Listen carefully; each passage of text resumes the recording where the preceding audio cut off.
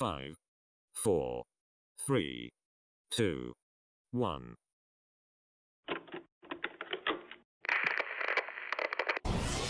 They ain't never seen nothing like this before. Lit the room when I came through the front door. Ask me if I should overcome, what for? Train in the trees, please pardon my sycamore. Touch burning sands, cross lands, and stormy shore seasons in the year, yeah. Ain't no challenge for champions and chain no fear. Yeah, the champions, yeah.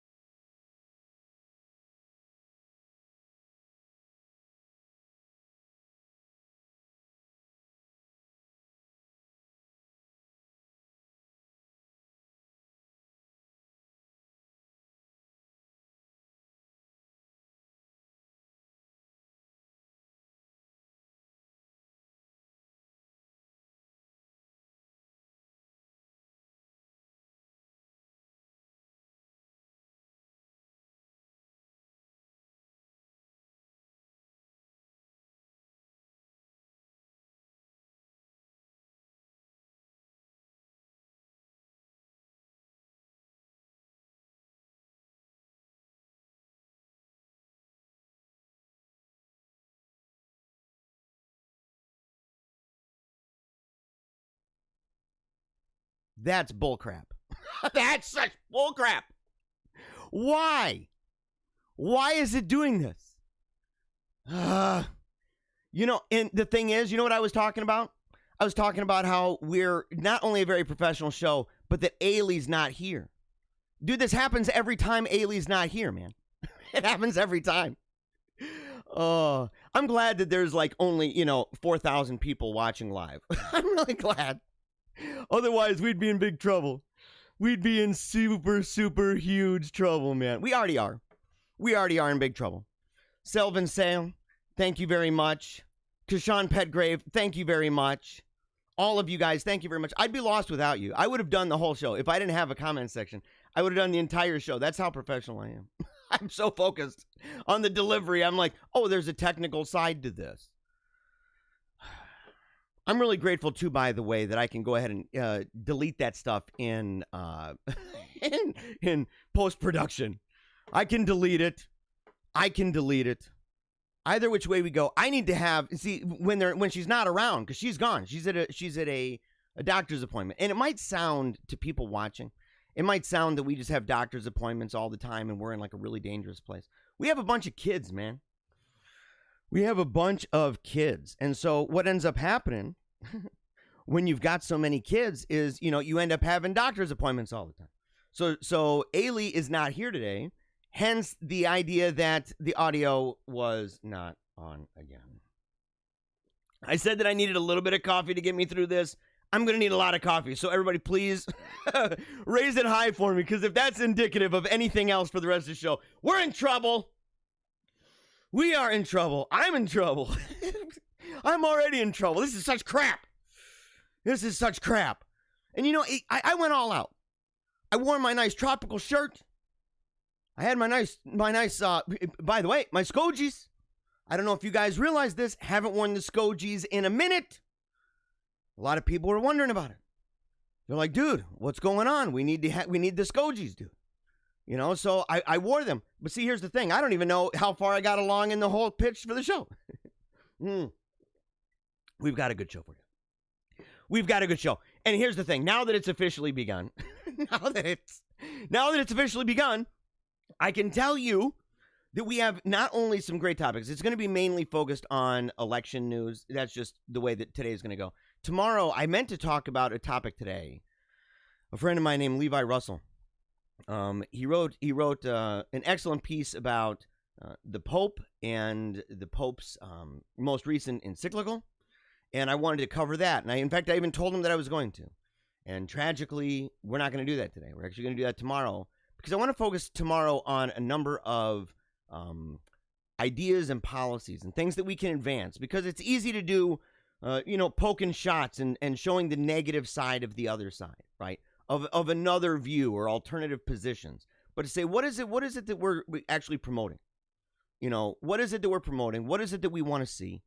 And so I'm going to add that tomorrow to the agenda for tomorrow. But today we have two really cool things that we're going to do. Yes, and Levi Russell has a great podcast. He has a great podcast. Is it still Trad Dads, by the way? In the comment section. And if you're commenting, you can be on any platform: YouTube, Facebook, Twitter. I don't know about Twitch and DLive. I don't know enough about them. I know we're on there, but I don't know enough about them. But if you comment, it's going to pop up right in here. So I'm going to be able to see it, and I will try to engage throughout the episode. But we've got two really cool things going on. Okay, the first one, and I told everybody this. I said I have it on good authority that Paleocrat had access to a video with Dr. Derek. And if you don't know anything about Dr. Derek, he has a really great video. The first time that it was released, a really great video over at Paleocrat about Dr. Derek and the health and fitness that goes into preparing for, what it was, a 5K run? I think it was a 5K run. Really, really good. Really good advisements. You got to hear it. But I had it on good authority that they had stumbled upon one that had to do with tips dealing with the Rona. And I thought, this is perfect. This is perfect. And it plays into what we're talking about. The second thing is this. Is that you guys may not have heard this, okay? Maybe you weren't aware. I posted it on social media. You might not have been aware. But I did a unlisted website-only video on Friday night. And it was fun. In fact, it was only fun. We talked about memes. We talked about funny stories. Very little to do with politics. We're actually going to end tonight's show, or this morning's show, with Friday night's meme review. So you're going to get a glimpse into what we did. Similar pattern to this, but it was just fun. Pretty laid back. And only available at the .com. That was it. So only available at the .com. So you had to go to paleocratdiaries.com in order to see that. But before we get going on, before we get moving, we got to get cranking. I'm already late. I'm late because of technical difficulties. And again, thank you guys. I truly, truly appreciate it that you help to keep me on track. You know, because sometimes I try my best, but this is a new thing, having to work with the technology of the show as well as just simply talking. I'm not accustomed to it. And so sometimes it happens. We figured out that it's like 1 out of every 10 episodes that it ends up being, and when you're doing it every day, that's once every 2 weeks. That's bad. That is bad. That is something that old Papa Bear, I got to just like practice. Like every day, spend an hour, not every day. Yeah, every day an hour. I'm practicing just pushing that button, just making sure, Ailey's proposed this. He's like, every day, man. Every day you have to prep for an hour. Get in a zone. Focus on that. But before we do anything, we are going to go ahead and we're going to play this video for you because it's really great. And in fact, I think that I've got it set up just so that it is directly the entire thing. I don't even know if I've got it set up in a way where I can react in real time. I may be able to, but I'd have to scrunch this one down. So I think I'm just going to let you guys just enjoy the next couple minutes. It's a lot of fun. And here you go. It's Dr. Derek, brought to you by a secret leak expose. They have great hackers over at Paleocrat. For people to show up and to join in on the meeting. 1. What do you mean? Oh, geez. Well, hi, Dr. Derek here. I know it's been a minute since I've... No. No, we are not doing that. We are not doing that. Yeah, I don't know how that happened. I don't know what was going on with that. Let me see. I got my movie 47. I got to turn that one off. I had it on the wrong screen. So here we go. We're going to make sure, okay, that we're able to see the entire thing. So I may have to kind of scooch it around for a second. We're going to make sure that the audio is up, okay, because I need to make sure that you're going to be able to get it because it's too good. And I thought I'd be able to do it right here and wasn't able to do it. Oh, hold on. Let me see. For the people to show up and to join in on the meeting. What do you mean? Oh, geez. Well, hi, Dr. Derek here. I know it's been a minute since I've put together an informative video for any of you, but I really wanted to address concerns about COVID. There's a lot of rumor going around.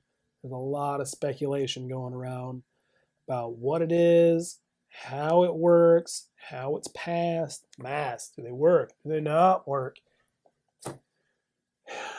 What is this nonsense, right? Is it the 5G? Is it Donald Trump? Is it China? What's going on? First off, always listen to your doctors. That's why I became one, because I thought people should listen to me. Secondly, it's not Donald Trump's fault. Did he handle it great? No, nobody probably would have. It's kind of an unprecedented thing. Sort of, kind of.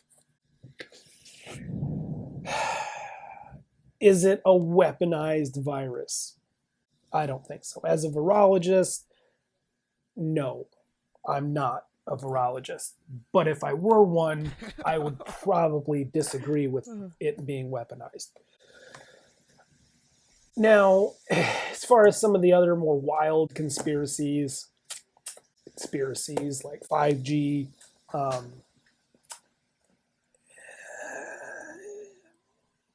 it could be. Not a lot of people know very much about 5G, and wow, it's really storming. Wow. Back to 5G. Speaking of storms, it could be.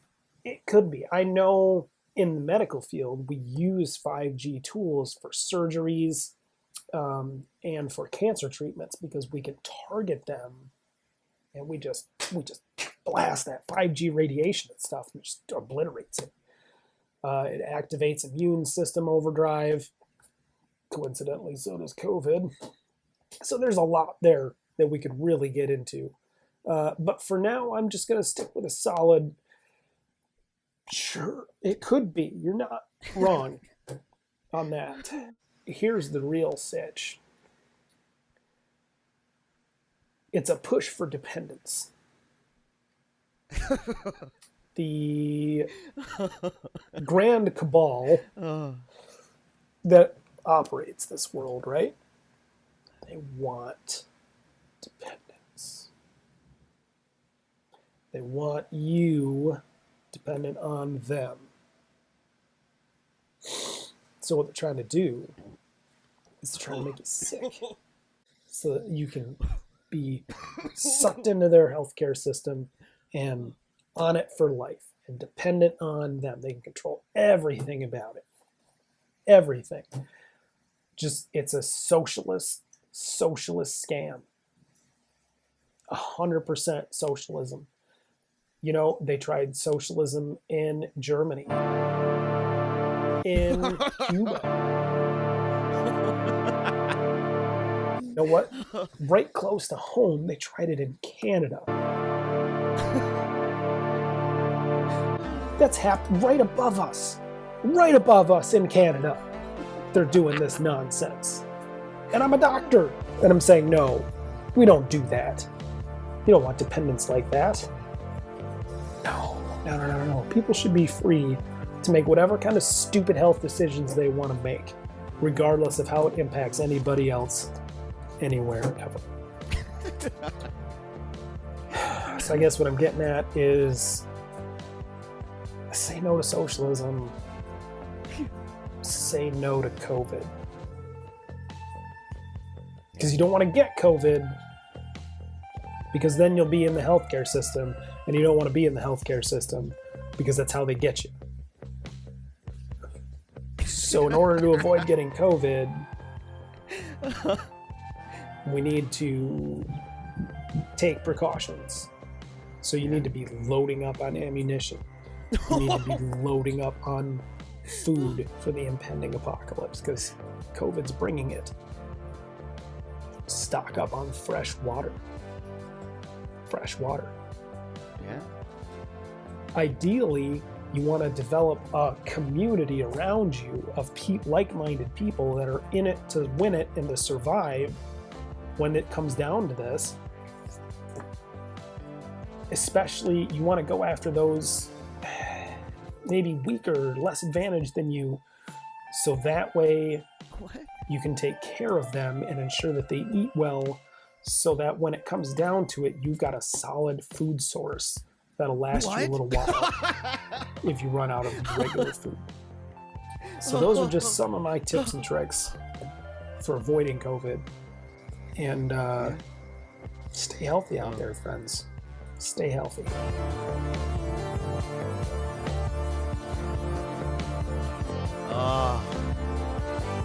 That is too good, guys. That is too good. That's Dr. Derek. Dr. Derek of Paleo Naughty fame.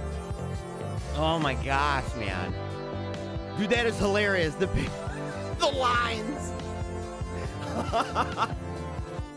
Oh, I love that guy. I love that guy. And I love this show. And we got to get cranking, folks. It's already 10:24 a.m. Oh, man, we got to do this, don't we? And so, oh yeah, we're not going to start out with serious news. That is pretty serious news. That is super duper serious news, in fact. We're going to start out with this. This right here is Big A Money Stout. I didn't drink Big A Money Stout this weekend, but I did drink some Mountain Dew beer.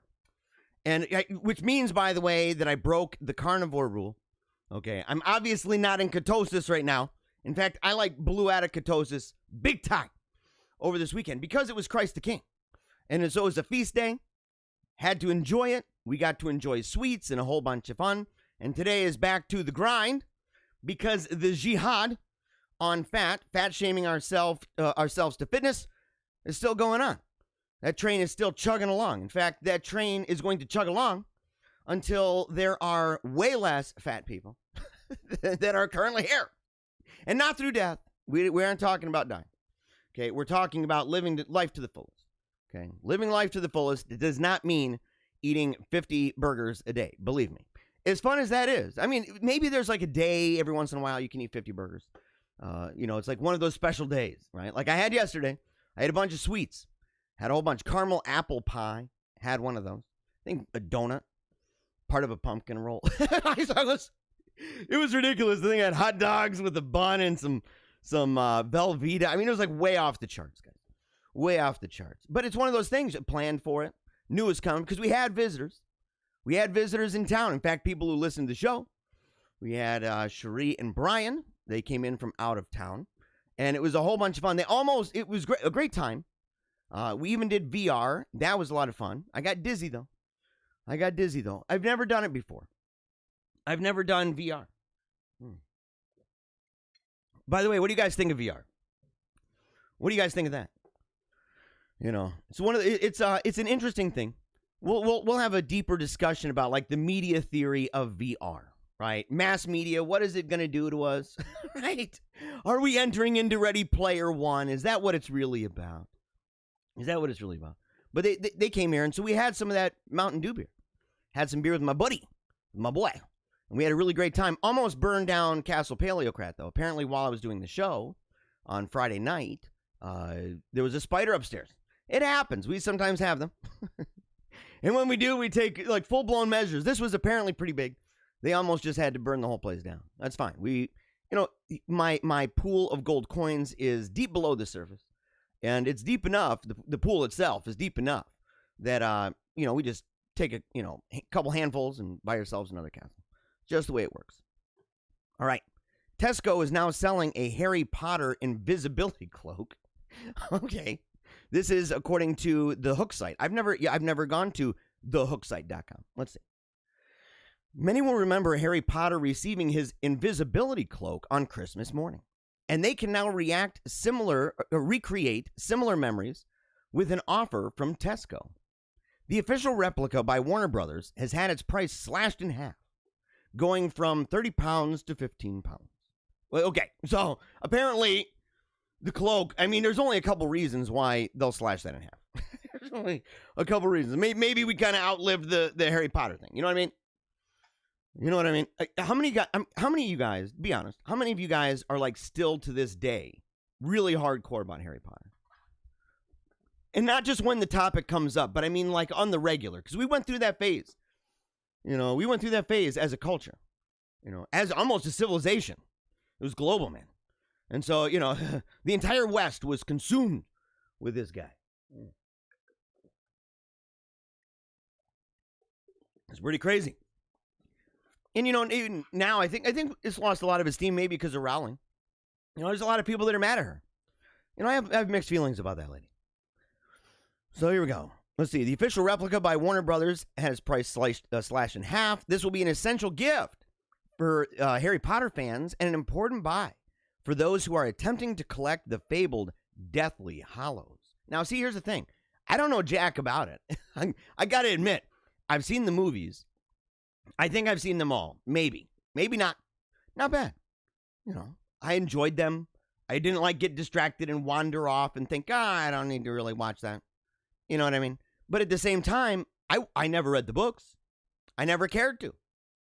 Never cared to read them. I think my wife has read all of them, though. And she liked them. I would look over while she's reading them, and she's crying or giggling. And she's having a good time with those. Before fans get too excited, it should be noted that the cloak does not grant the user true invisibility. Oh, and you see, really? I got my hopes up for a second. I was thinking, invisibility for £15. I can do that. But, in fairness, they italicized the word true. So I don't know what it means. True invisibility. However, it does have some cool features that may tempt some of these shoppers. What is this some stupid ad? It seems this item will allow Harry Potter fans to be as close to invisible as possible. How? Let's see. With magical app effect, lets you save photos or videos to your smartphone or tablet camera roll for instant recall. The cloak features movie-accurate detail with green silk style interior in reference to the movie prop on display at Warner Brothers Studio Tour London. And Wow Stuff app. Is that the name of the app? Oh, and the Wow. Yeah, that's the name. And the Wow Stuff app is included free and authenticated with your purchase, which allows you to recreate iconic scenes from the films or make new ones. So wait a second. So you have the invisibility cloak with magical app effects. Let you save photos. Okay. Does it turn into that? What the heck, man? There's no way for $15. Does it turn? I mean, will the cloak be that? I mean, could you like take a picture of a wall and then stand in front of a wall with your cloak out and be like, oh, look, I'm part of the wall?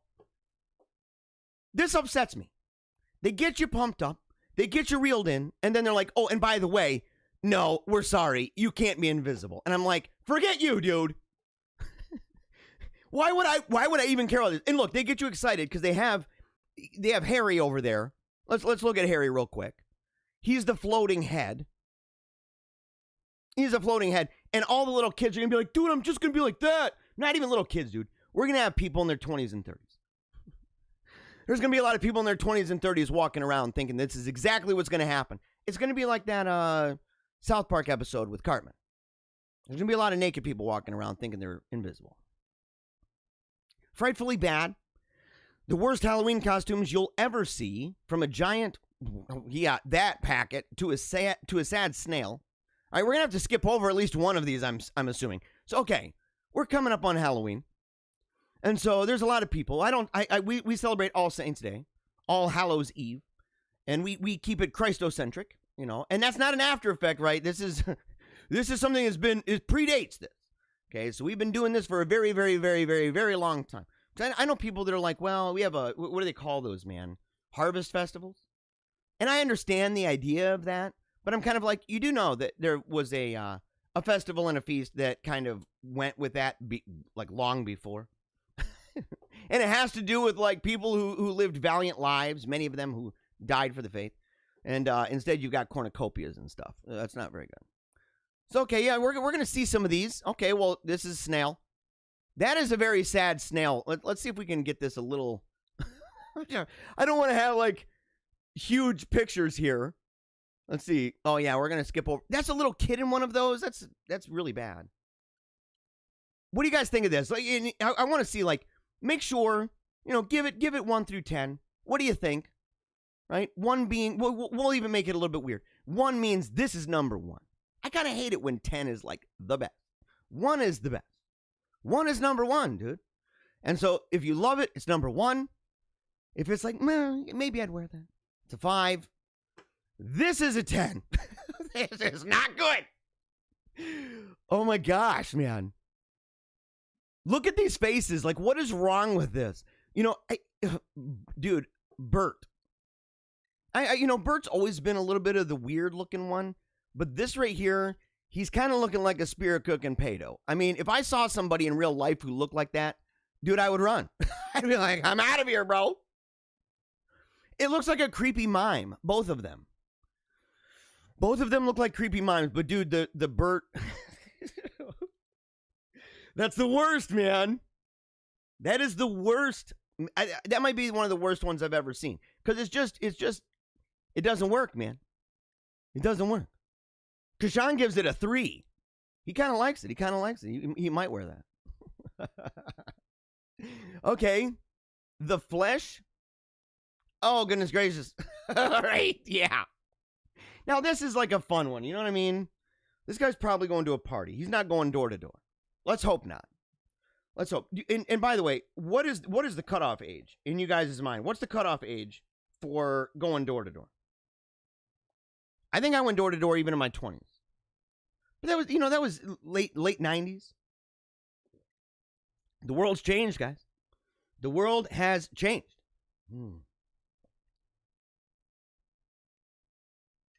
Oh, man. And the world's changed a lot, man. And this might actually be, with all the things going on in the world, fat acceptance and all that stuff, and body positivity, this might actually be a behind-the-scenes shot of the new Flash movie. He's been working really hard on his abs. It took him days to draw. It's not easy. It's not easy being in that kind of shape. He's not really out of shape. He's just in a really weird shape. That's all. Let's see here. Wow. Did you guys ever have, did your parents ever, just put you in a paper bag? And then do like some kind of a face mask. I think my parents did that once. One time they're like, just look, it's a paper bag. It'll work. It's going to be pretty good. Oh, but I mean, they stapled some coupons on there. Just random boxes. This is terrible. This is really bad. But those parents, I mean, maybe you don't know what's going on with them. They look like they're really wealthy, though. They've got that nice potted plant. You know, they've got the plastic over top of the, the lamp right there, the shade. It's got, you can see the reflection on it. Only rich people have that plastic on it. But, and they're obviously American. They don't have any kind of like, or they're at least, white people. They got a flowery, they've got the, they're not Asian. Let's put it that way. They don't have any of that plastic stuff over top of the couch. That's a thing, by the way. This plant has been foiled. Dude, I have a video, man. We did this video for Paleo Cheese. It was Paleo Cheese 1.0. And I got to share these sometime, man. Maybe I'll do it today on the .com, at paleocratdiaries.com. We did these videos where we would review movies like Kiss Meets the Phantom of the Park, Italian Spider-Man. But we did one on Laser Blast. And Laser Blast, it's one of the worst movies that's ever been made. And I'm being really serious about that. It's consistently rated among the absolute worst movies. And we dressed up. And because every single episode, we would dress up to try to get into the feel of the movie so that we could really review it from kind of like the inside the best we could. And we dressed up in tinfoil. Looks a lot like it.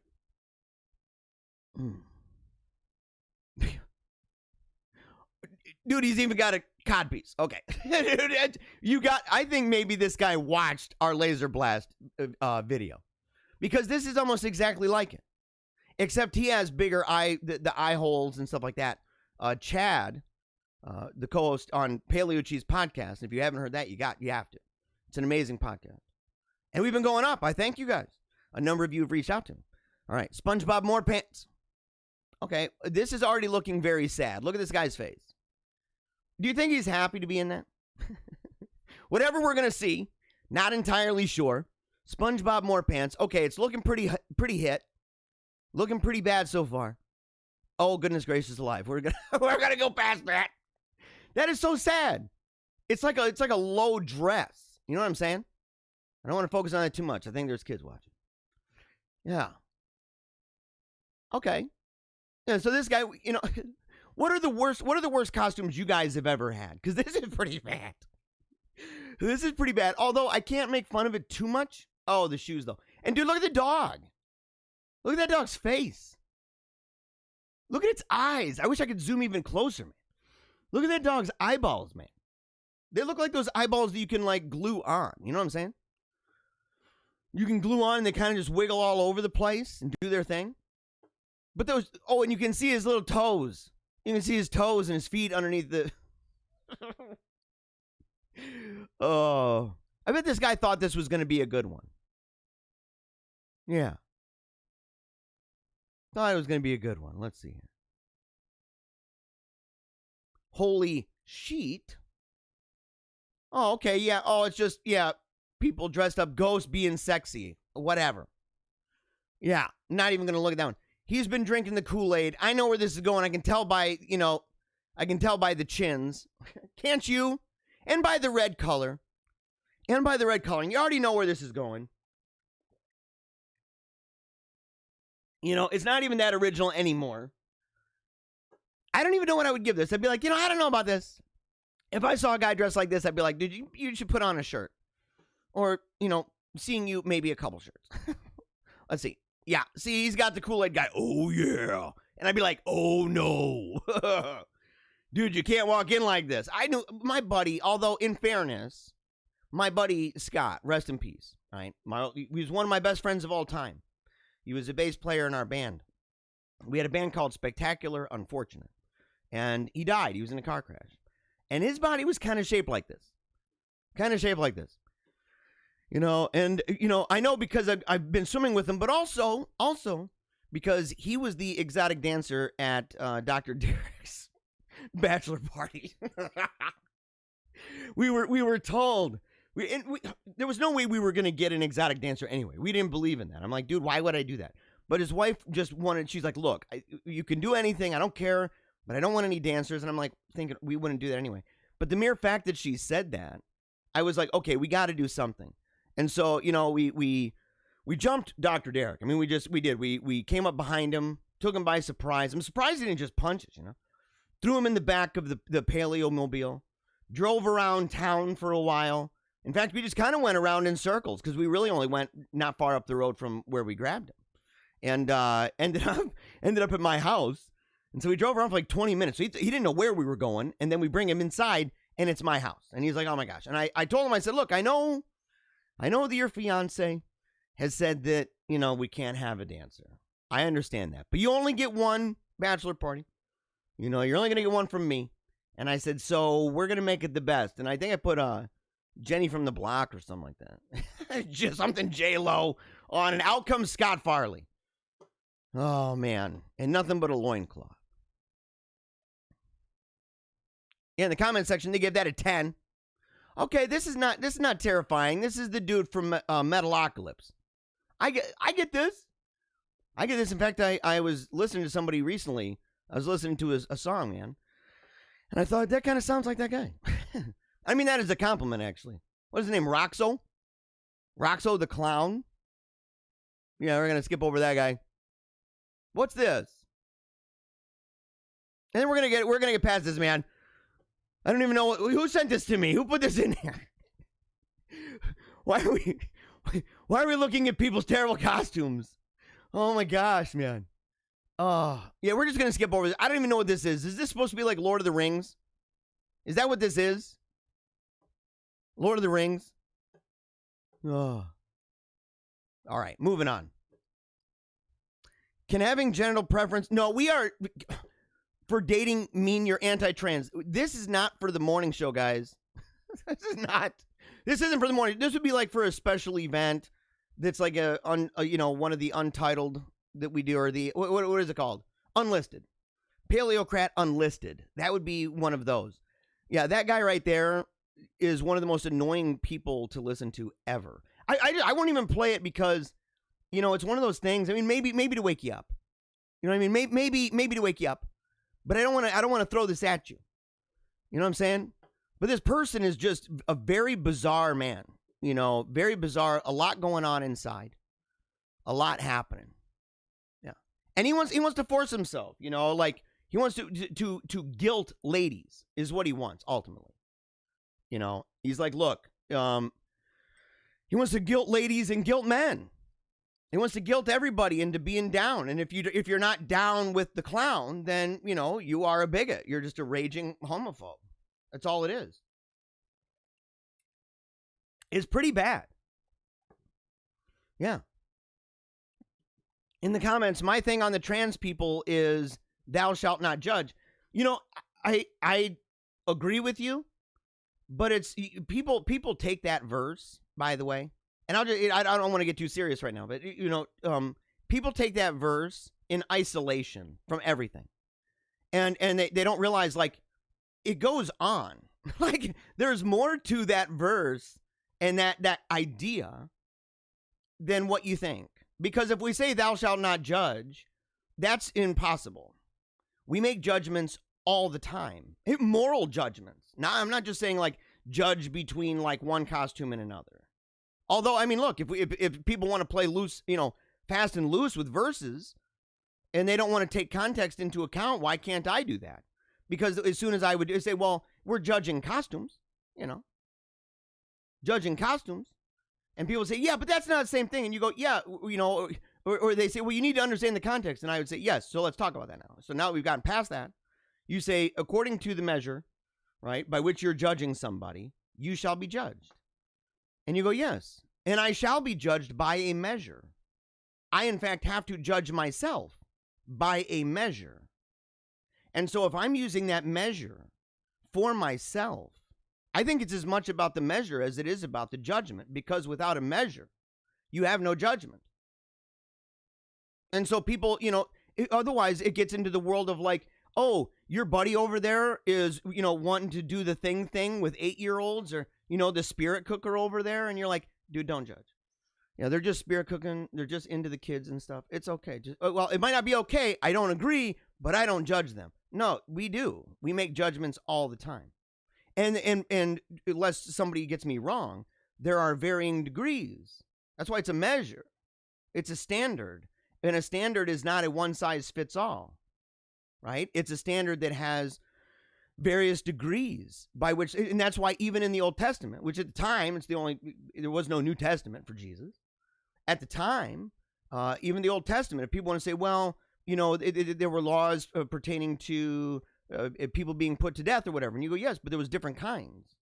There were different laws. There were different sin crimes resulted in different punishments. Some of them were just simply moral or spiritual, direct. Some of them were civil. Some of them were simply restitution. Some of them were, you're going to die.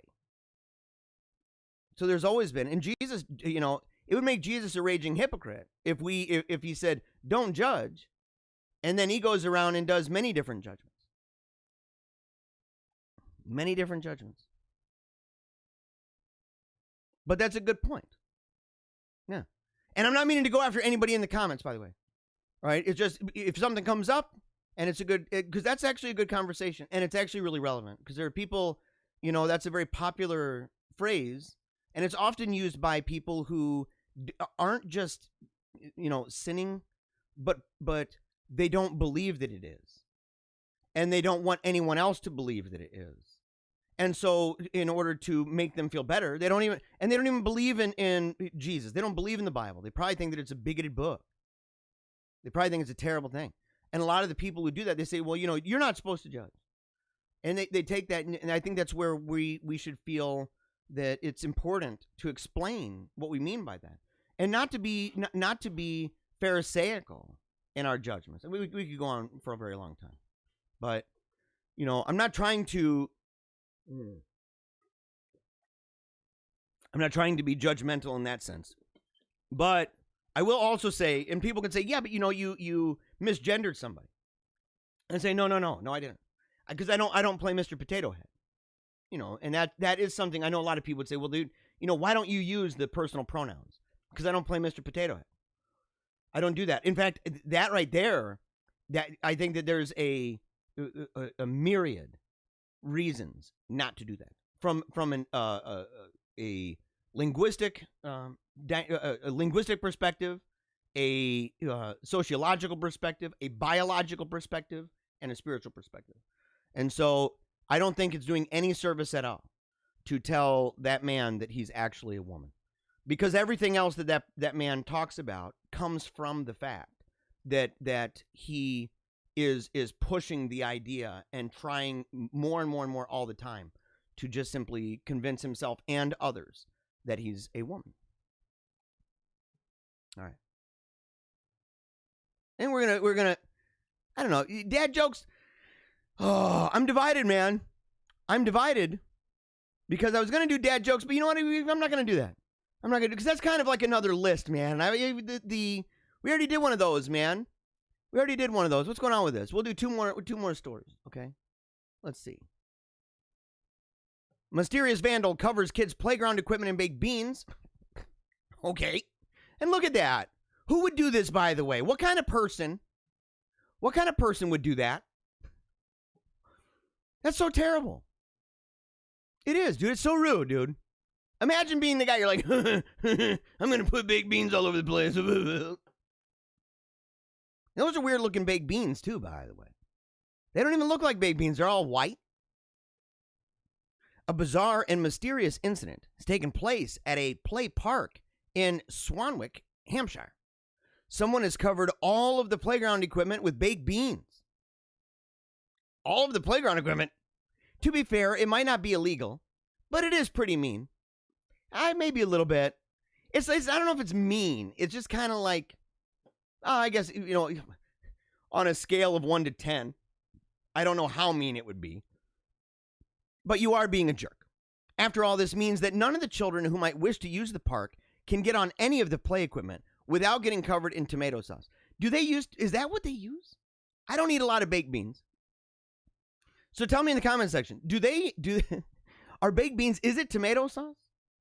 Is that what the heck's going on here? And dude, who had this many baked beans? I mean, it had to be a pretty big can. Had to be a pretty big can. And did the person like plot it out? Imagine how far back did they go? Were they like, thinking and thinking, I really want to ruin the day of a bunch of little children at the park. What am I going to do? And they debated it and they're like, well, I don't know, I don't know. We could spray paint really mean things all over. No, that's maybe a little too permanent. Right? And cliche. And they're like, well, I got an idea, man. We could put baked beans all over the place. Was it a guy by himself? Was it a guy? I'm assuming it was a guy. I mean, maybe it was one messed up chick. And did they go to the store? Were they like, oh man, yeah, that's a good idea. I should go to the store. Can you imagine that chick at the store? Her heart racing, sweat coming down the brow as she's looking for the baked beans. All knowing that she's going to put them in her bag, carry it, man, looking around side to side, buying a newspaper, maybe one of those glasses with the fake nose and the mustache. The alarm was raised by concerned parents in a local Facebook group. Were they really concerned? They took a number of photos showing the damage that had been done. I don't know if that qualifies as damage. Where is this? Lad Bible? Is that how you pronounce that, or just LED Bible? What do you call that? Ladbible.com? Right here. And told their fellow parents not to bother heading to the park as it was completely out of use. No, it's not. You just wipe it off. Grab a leaf, dude. You know what I'm saying? People have done more with leaves. Imagine that. They've had to wipe other things before. You could definitely wipe some baked beans. Nothing a decent hosing down or a convenient rainstorm. Why rely on a hose? You're at a park, dude. What are you going to do? You're like, hold on, I got a bunch of hose extensions. Give me a second. Does somebody have like one of those, that they can, a portable hose? Kind of like they do with chargers, Like, who are they gonna call? Or a convenient rainstorm. Or a leaf, dude. Or a napkin. Baked beans on the swings. The kids' roundabout. And on the basketball area. I don't understand. This person's thinking too hard. This person's like, oh no, I don't understand. Why would somebody do that? I'm like, dude, because people are really dumb. And sometimes people are rude. When we've all been cooped up for a while now, I would have thought people would want to look after the parks. You would think so. You would think so. But some people, man, they've been cooped up for a while and all they want to do are some shenanigans. They want to do some hijinks. And they're like, it's been a long time. And they can't prank anymore. Prank, well, I guess you can. You can, I've had people call before, a prank caller, and they used, it was my mother-in-law's number. And I'm like, or my grandmother's or something. And I'm like, dude, what are the odds of this? So I thought it was, I was kind of nervous. I'm like, oh my gosh, man, my grandmother, it's like, 11:30 at night. Answered the phone, and then it kind of got me worried that like somebody was at my grandmother's house. Got me kind of worried. Called my grandma back, hung up the phone. Called my grandma back. She's like, no, I'm fine. Nobody's here. Maybe she was in on it. maybe my grandma, she's in on it. It's a long con. A lot of people seem to be pretty amused by the whole thing. Rather than showing even a crumb of empathy for the children who can't use the play park because it's been covered in beans. Dude, you can use it. You can use it. One person wrote, I just can't bring myself to delete Facebook, and it's because of posts like these. That's a low bar, guys. That's a really low bar. Oh my gosh. We need to give that person another reason to actually be on Facebook, because you can watch the show on Facebook. That's a better reason, by the way. Because we not only talk about this, but we talk about other things. We didn't mention a single thing, I don't think, today about the animal uprising. Yeah. Brian in the comment section says, yeah, because everyone takes hoses to the park with them. Yeah, exactly. Ridiculous. A second observer commented, I laughed through my nose, and my nose alone. What is... Okay. What? Oh my gosh, dude. Oh my gosh. All right, let's see here. Let's see. We're gonna do this one. We're just gonna move on because it's almost the second hour already, and this is sad. This is sad. We had a technical delay at the beginning. Then we ended up being a little bit late because I was talking for like 2 or 3 minutes into a mic that wasn't even working. Really upsetting, driving me bonkers. I am relieved, however. In fact, my heart just leapt for joy because upstairs I heard the sounds of the staff. So I know they're back. I know they are back. So Ailey's back, Wolfgang's back, Little Lou is back, the whole team. So now we're going to be on the ball. We are going to be on the ball. All right. Remember, of course, if you love the show, make sure to share with your friends. It's always a really happy, fun time.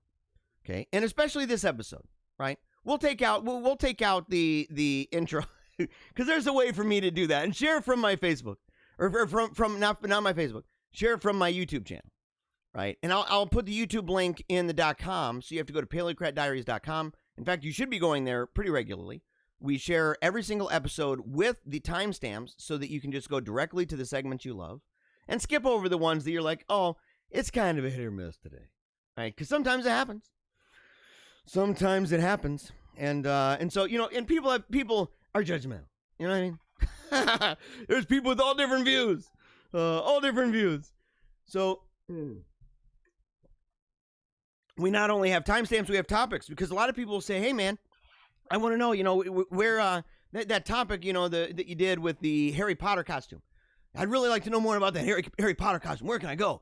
Well, we put the links right there in the table of contents, and you can see those at the .com. So you click on the link, you click on the post, right, for the day's show, and you'll see the video of the day's show that's made available.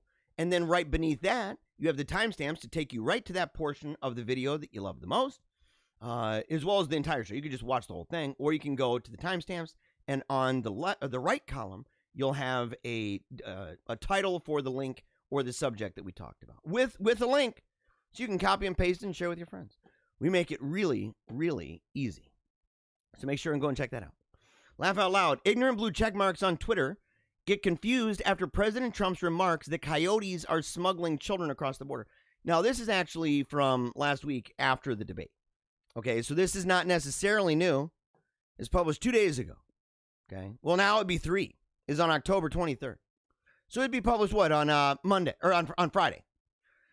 Makes sense, right? I didn't catch it. Didn't catch it on Friday. But here's the thing. I want everybody to just think about this for a second. I don't know if we can actually zoom in on a lot of these. We'll be able to zoom in on some, but I think that there's a screenshot with a lot of different blue checkmark people, right? These are people who verified. These are verified, not just verified as people, but verified in the sense that Twitter uses verified. And so these are public persons. I don't know why maybe I don't have enough followers to be verified, but I ought to be. I've been at this for a minute. I don't think they want to verify me. They're like, no, keep that guy not verified. We need to keep him down. But, I want you to think about it, though, because these are people, these are influencers. Okay, these are individuals in the two-step flow that we talked about. These are people who share information to the masses that consume the information. Right? And so these are your, content creators of some kind. And it doesn't mean content strictly like what we're doing here. But it could be, writing books.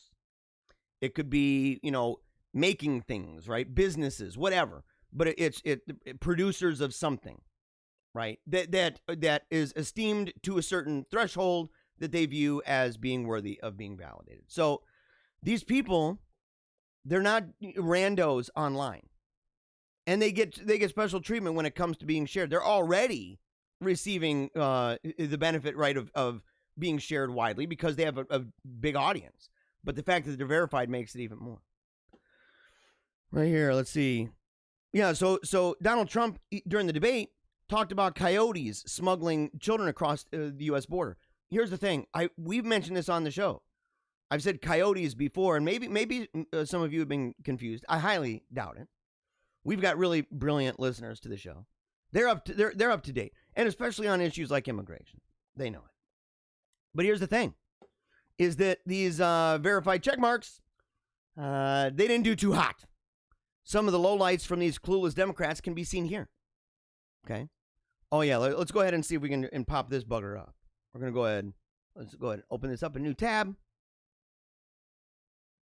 We're going to go ahead and zoom in on this. Let's see here. Let's see. Wow. Okay. Yeah, so these you can see. Look at the blue check mark on all these people. Yeah, Lexa. At least, well, look. In fairness to Lexa, please explain. Children are brought here by coyotes to me. I'm certain that's not literal. In fairness, she was on to something. The children are brought here by coyotes. Jeremy Ross looking really professional. Coyotes. Lindsay Gow. Coyotes. Look at Nicole. What do Nicole Schumann? What does children are brought here by coyotes mean? At least she's asking. You know, if she just put the question mark, I might be more generous. But she put the exclamation point. Yeah. Genesia is voting. Not the coyotes being blamed now. This is what's so terrible. Is Genesia is voting. Maybe there should be a law that says if you don't even know what that is and you don't have the humility to like ask somebody, maybe you shouldn't be voting on something if you're at all concerned about border policy. Because that word is common to any discussion regarding the border. They're smugglers, dude. That's the name. That's what we call them. Here's Jordan Sheridan. Did Trump just say children were brought to the border by coyotes? And here's the crazy thing. People like him would believe that Trump, in his mind, is like sitting there believing, envisioning maybe, coyotes like grabbing onto the nape of the neck of some kids, bringing them across the border. And he's like, oh, what a dummy. Yeah, dude, what a dummy, Jordan. What a freaking dummy, dude. Here's Angelique Kumar. Oh, my word. What children are being brought here by coyotes, you loon? Dude, the deeper it gets, guys, the more hardcore the criticism gets, the more discredited that person is. It's one thing to go, again, what does that mean? Why would he say coyotes? But to go, you loon, and it's all in capitals. Dude, Angelique, you are a loon. You are a weirdo. You're a complete cuckoo. Robin Benway. I don't think the comment of these children will be brought here by coyotes, so, is the strongest argument here. I don't think any of your tweets are a strong argument at all. Maybe you should consider deleting your account. Because you're an idiot. You're a bozo. Maybe kind of hot, but pretty dumb. That's the way it works. Sandra in the comment section, someone out there probably believes Trump trained the coyotes. Exactly. They're like, oh yeah. They're like, oh, coyotes are doing this? Crap. I bet Trump's training them. Oh my gosh. Apparently the list could go on and on and on. It just goes and goes. And that's not even the only one. I mean, look at this. You could just go on and on and on. Okay, this one. I saw it, and we just got to see it. Let's see here. Hold on. Oh. Okay, let's see. So we got some real dummies. I'll only stick with the bigger ones, okay? Did real Donald Trump just say 545 kids that can't find their parents came over through cartels and coyotes? How the heck does a coyote bring a whole human across the border? Lord, stop talking! No, shut down your account, you dumb buffoon. You are a buffoon, Darshan Kendrick. Seriously. Stop tweeting. Tweeting is not for everybody. Politics, apparently, is not for anybody. Maybe it's the reason why democracy kind of sucks a little bit. You know what I'm saying? It's why we are not Democrats. It's why we're not Democrats. It's why we believe in hierarchy. It's why we believe in a Senate, by the way. It's why we believe in a representative republic. Because otherwise you got people like Darshan over there. We need to, shun her.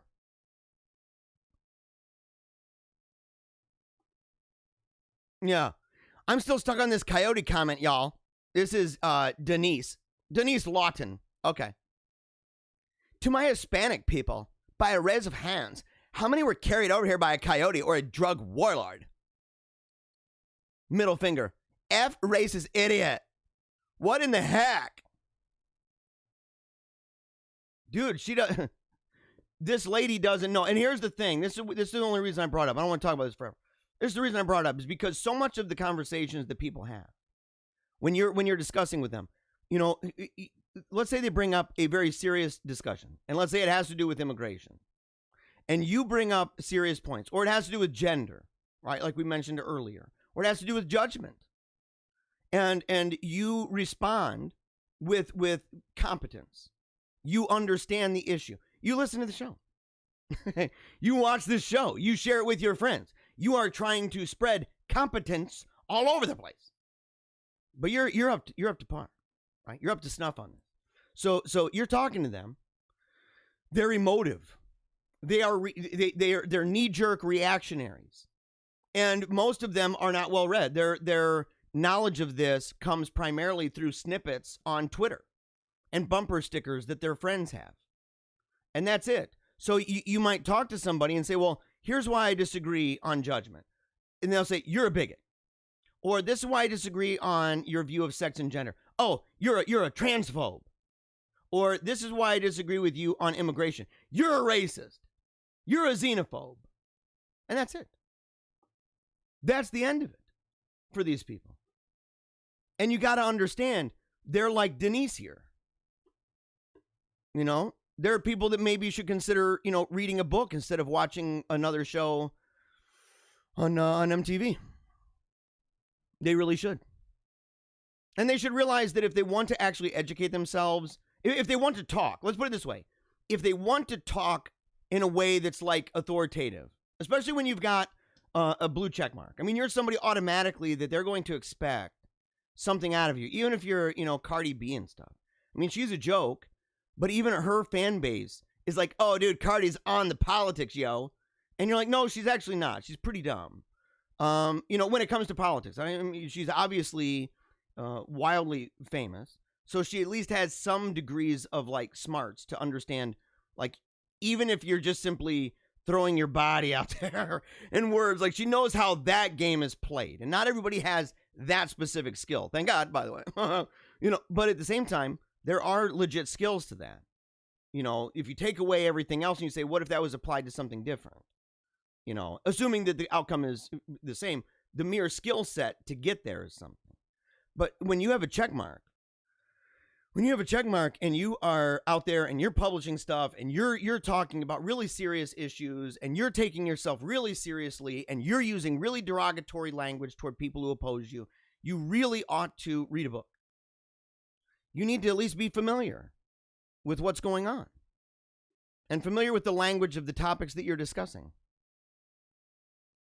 All right, on to election news. Watch, Biden snaps a reporter who asks him about Hunter. There's no controversy about my son. Dude, this is what's really crazy, guys, if you think about it. This is actually really crazy because, you sit there and you say, okay, so he's saying that there's no controversy about his son. You may not know this, and I don't encourage you to go looking for it, right?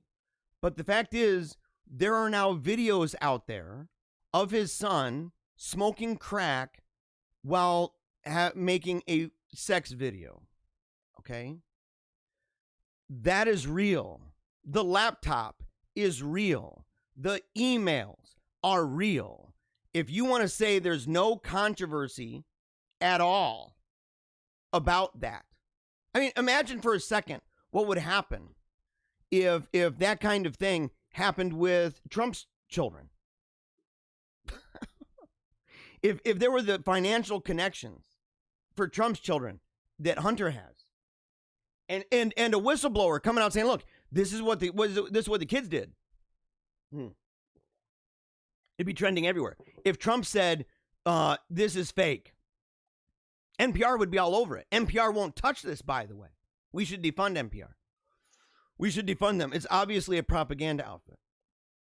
We should anyway for other reasons. But yeah, he says, yeah, it's, no problem. Let's see. Okay, Mr. Biden, if I can. Sure. Questions of controversy continues today about Hunter Biden, your son's. There is no controversy about my overseas son. doing It's different all a lie. questions. It's a flat lie because the president has nothing else to run on. It's a flat lie. Is it a flat lie that the laptop's there, guys? Is it really? Is it a flat lie that there are videos of him and there are photos of him? Is all of that a lie? What exactly is a lie? He just says it is. What is it? In fact, the question had to do with controversies, plural, wasn't it?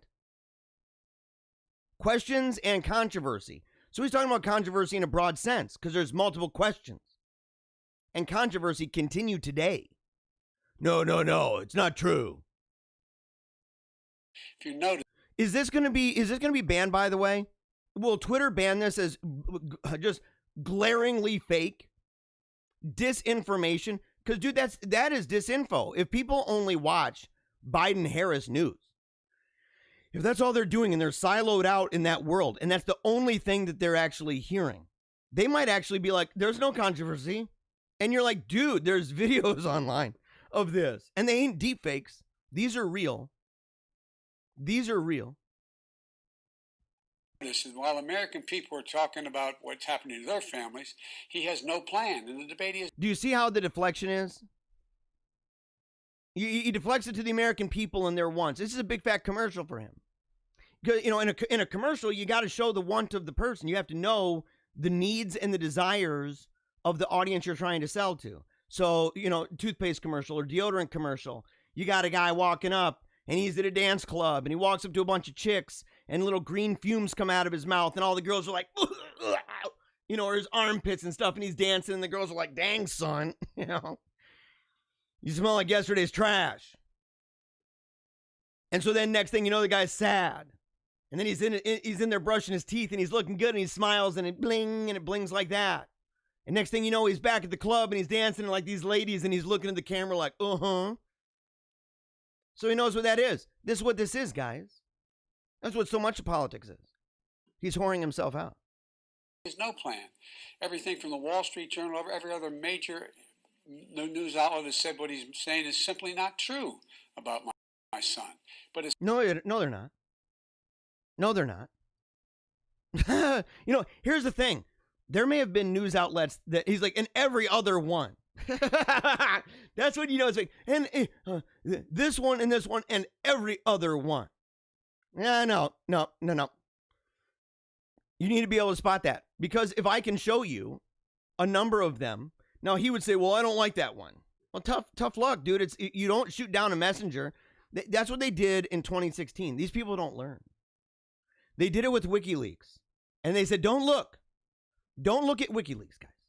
This is really, really bad. And WikiLeaks is a bad actor. Maybe it was even brought to you by Russia. And you go, but is the information true? Because those emails, man, are pretty wicked. There's some pretty messed up junk in there. Including, by the way, and people forget this, the Pied Piper strategy.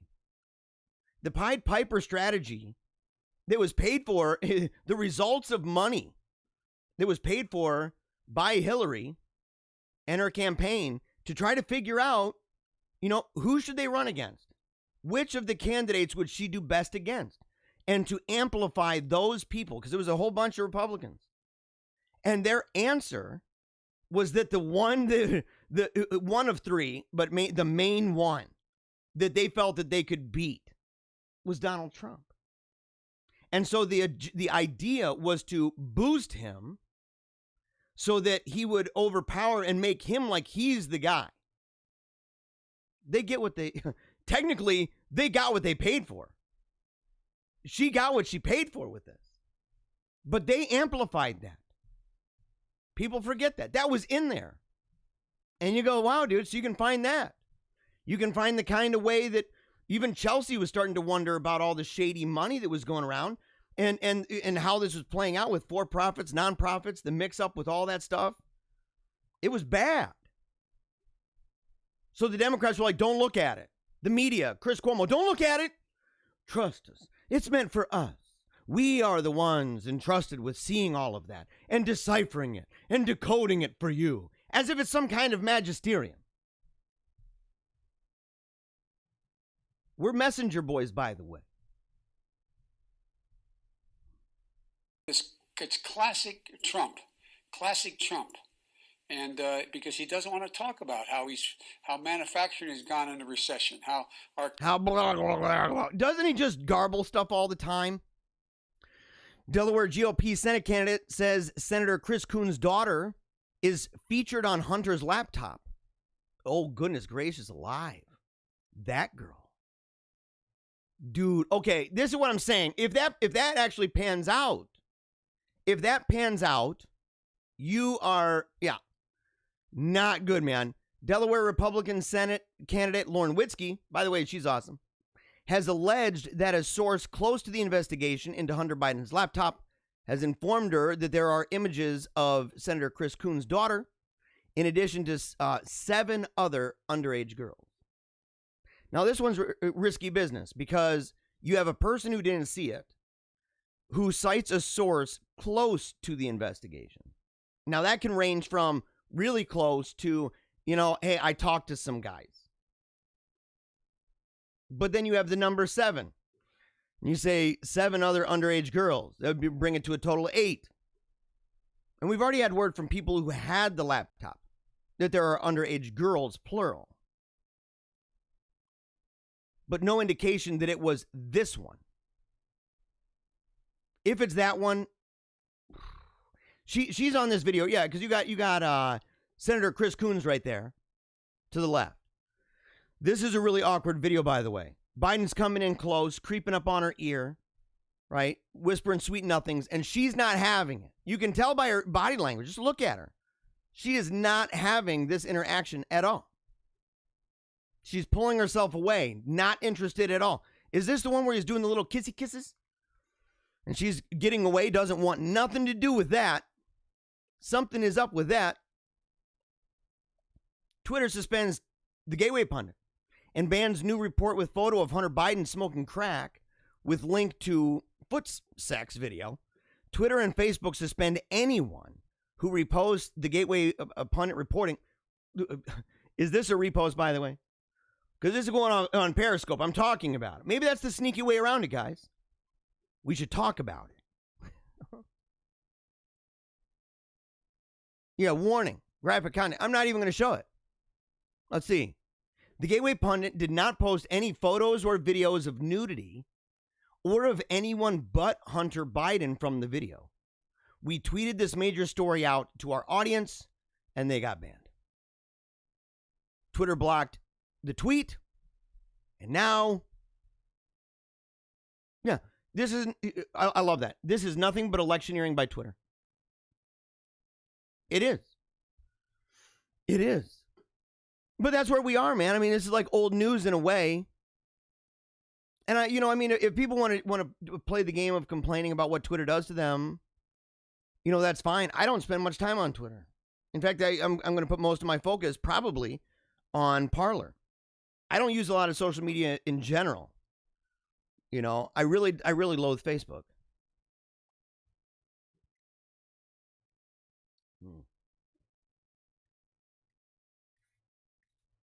Oh man, straight to the dome, guys. Joe Biden insults Pennsylvanians who don't support him, calls them chumps as he coughs into his hand. Oh my gosh. 77-year-old Joe Biden hit the campaign trail with his handler, wife, Jill. She's only one of the handlers, by the way. And if you want to know about a handler, look up Hillary Clinton's handler. Black guy. He was everywhere, man.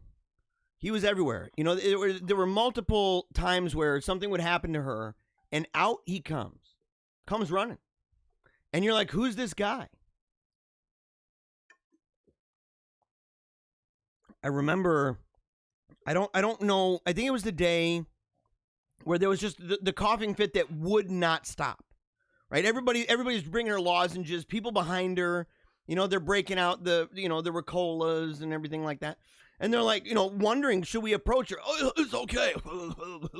And she's just coughing like crazy, and it would not stop. And people started chanting. That's when you know it's bad, when you're coughing so badly that people start to like, hey, everybody, let's start chanting something. Dude, that's not good. That's like a technical difficulty in a band's production. You know what I mean? like the guitar goes out, but the only difference is, at least with a band, somebody could get on the mic and talk. That is the person on the mic. It's a one-man band with her.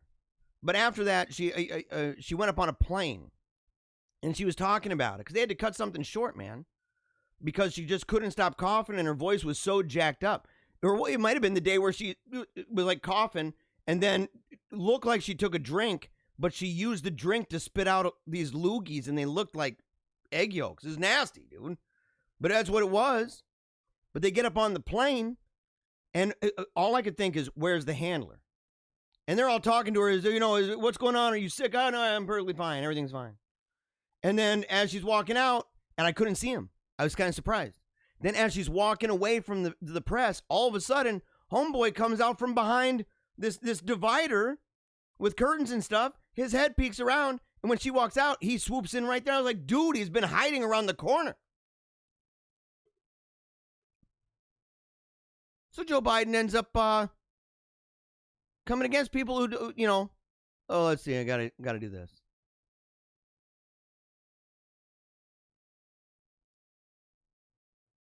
Okay, Chumps with the microphone out there. I'll work as hard for those who don't support me as those who do, including those chumps with the microphone out there. Look. Oh my gosh, this guy never learns. He's on camera. He's been told how many times, dude, stop coughing into your stinking hand, homie. Ugh. Wow, man. We got to see this one more time. It's hilarious. Just focus on the end. It's right at the end. And then he just keeps on going. Ugh. Keeps on talking. He's aloof, dude. I get that it's hard for old dogs to learn new tricks. I get that. But this is outrageous, guys. Yeah. In the comments before we move on, CF says, check yourself before you wreck yourself. Yeah. It's true. Cherie says that Hunter is a pervert. Says that's not proof, though. You can say something is a lie, but without proof, it's probably true.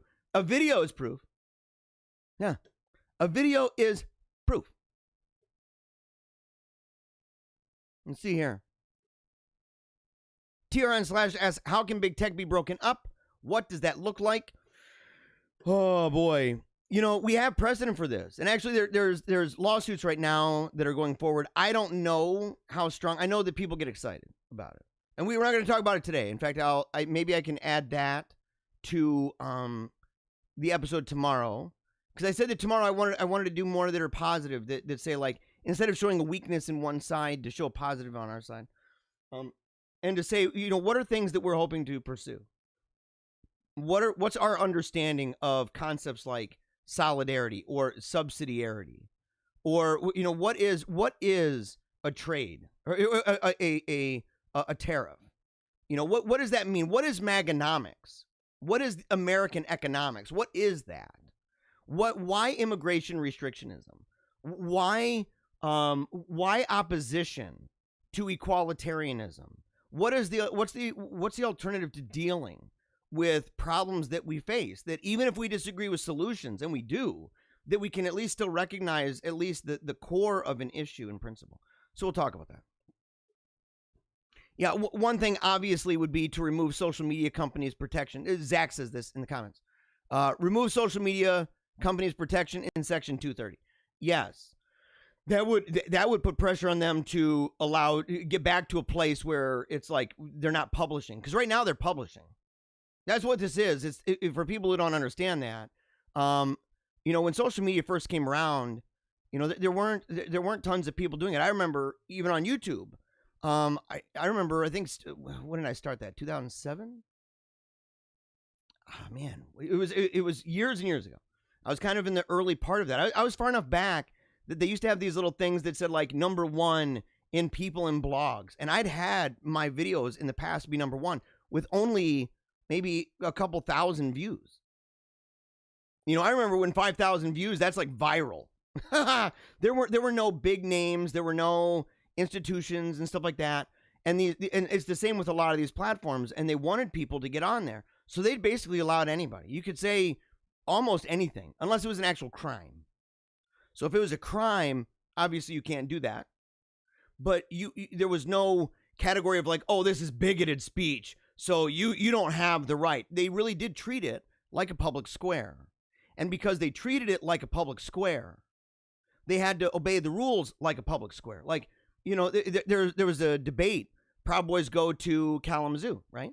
And anywhere they go, they're going to deal with this. But in Kalamazoo, Proud Boys go to Kalamazoo, and a lot of the people, including the press, amazingly, the press is pretty stupid nowadays, but a lot of the members of the press, these ladies, they get in there and they're like, why didn't you stop them? Why didn't you prevent them from doing that? You know, weren't there measures you could do to tell them to go away, kind of a thing? And the police had to remind, and by the way, the police were not friends at all or fans of the Proud Boys. But their answer back was obvious. They said, well, this is a public space. Like, you have constitutional rights. You can't just be like, oh, you're not allowed here because I don't like your opinion. That's true for anybody. That's true. I have to accept that when it comes to Antifa or when it comes to BLM, when it comes to the just full-blown Communist Party. Say, okay, ACLU has defended groups before who were told you're not allowed to be in this public space, including ranging all the way up to the KKK, and said no, they do constitutionally, they have a right to that, to peaceably assemble, and they have a right to that speech. So because it reflected the public square, they had to abide by the same rules, or they promised that they did. But then, I mean, there's a long history of this, and in fact, Black Lives Matter actually plays a role in the history of this, because Black Lives Matter was artificially infused. Wasn't it Facebook? Let me know in the comments. I think it was Facebook. On Facebook, they had their trending news and stuff, and they infused it. They infused it into the search. It didn't warrant it. That's why you could have searches, and I started to see it, like especially when WikiLeaks was around. You might have WikiLeaks with like 5 million shares or something like that. I mean, it would be gigantic. And yet, you'd have to scroll like 3 scrolls down back then to get to the point where you even see that it's trending. All the other stuff is trending. You might have like a couple thousand. And it's like, oh, this is trending. You're like, no, it's not. And it would never even reach that threshold. But they started to manually do things like that. It's just manipulation. You're saying, look, I prioritize this over that. Well, that's now, you're in the realm now of it not being a public square.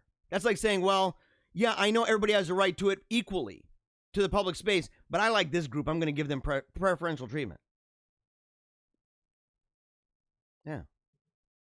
Tough stuff. We'll talk about it, though. Yeah, if you haven't seen Joe Biden is sick, if you haven't seen that yet, you got to do it. You got to do it. Wait, why is that up here? Why is that up here? Was there another story? Oh, yeah, okay. Well, we'll show this one first. Joe Biden looks fragile as he shuffles over to a crowd of people without wearing a face mask. It's a video. Look at this. By the way, guys, this is serious business. When Kamala Harris, when her husband went and spoke to that group in a room that was pretty small, you go into that group, he's not wearing a mask. None of those people are wearing a mask. Nobody cared. Joe Biden, why isn't Joe Biden wearing a mask? Wasn't this the event where he coughs into his hand? After lecturing people on mask wearing, Joe Biden left the podium without taking any questions and walked over to a group of people without his face mask. Joe Biden's gait raises eyebrows. Yeah. That's why. That's why. So, okay, so he's over there walking and talking. Is there a video of this? No. Sending me to Twitter again. I don't mind. And if you want to follow me on Twitter, I'm at Paleocrat. Really easy to do.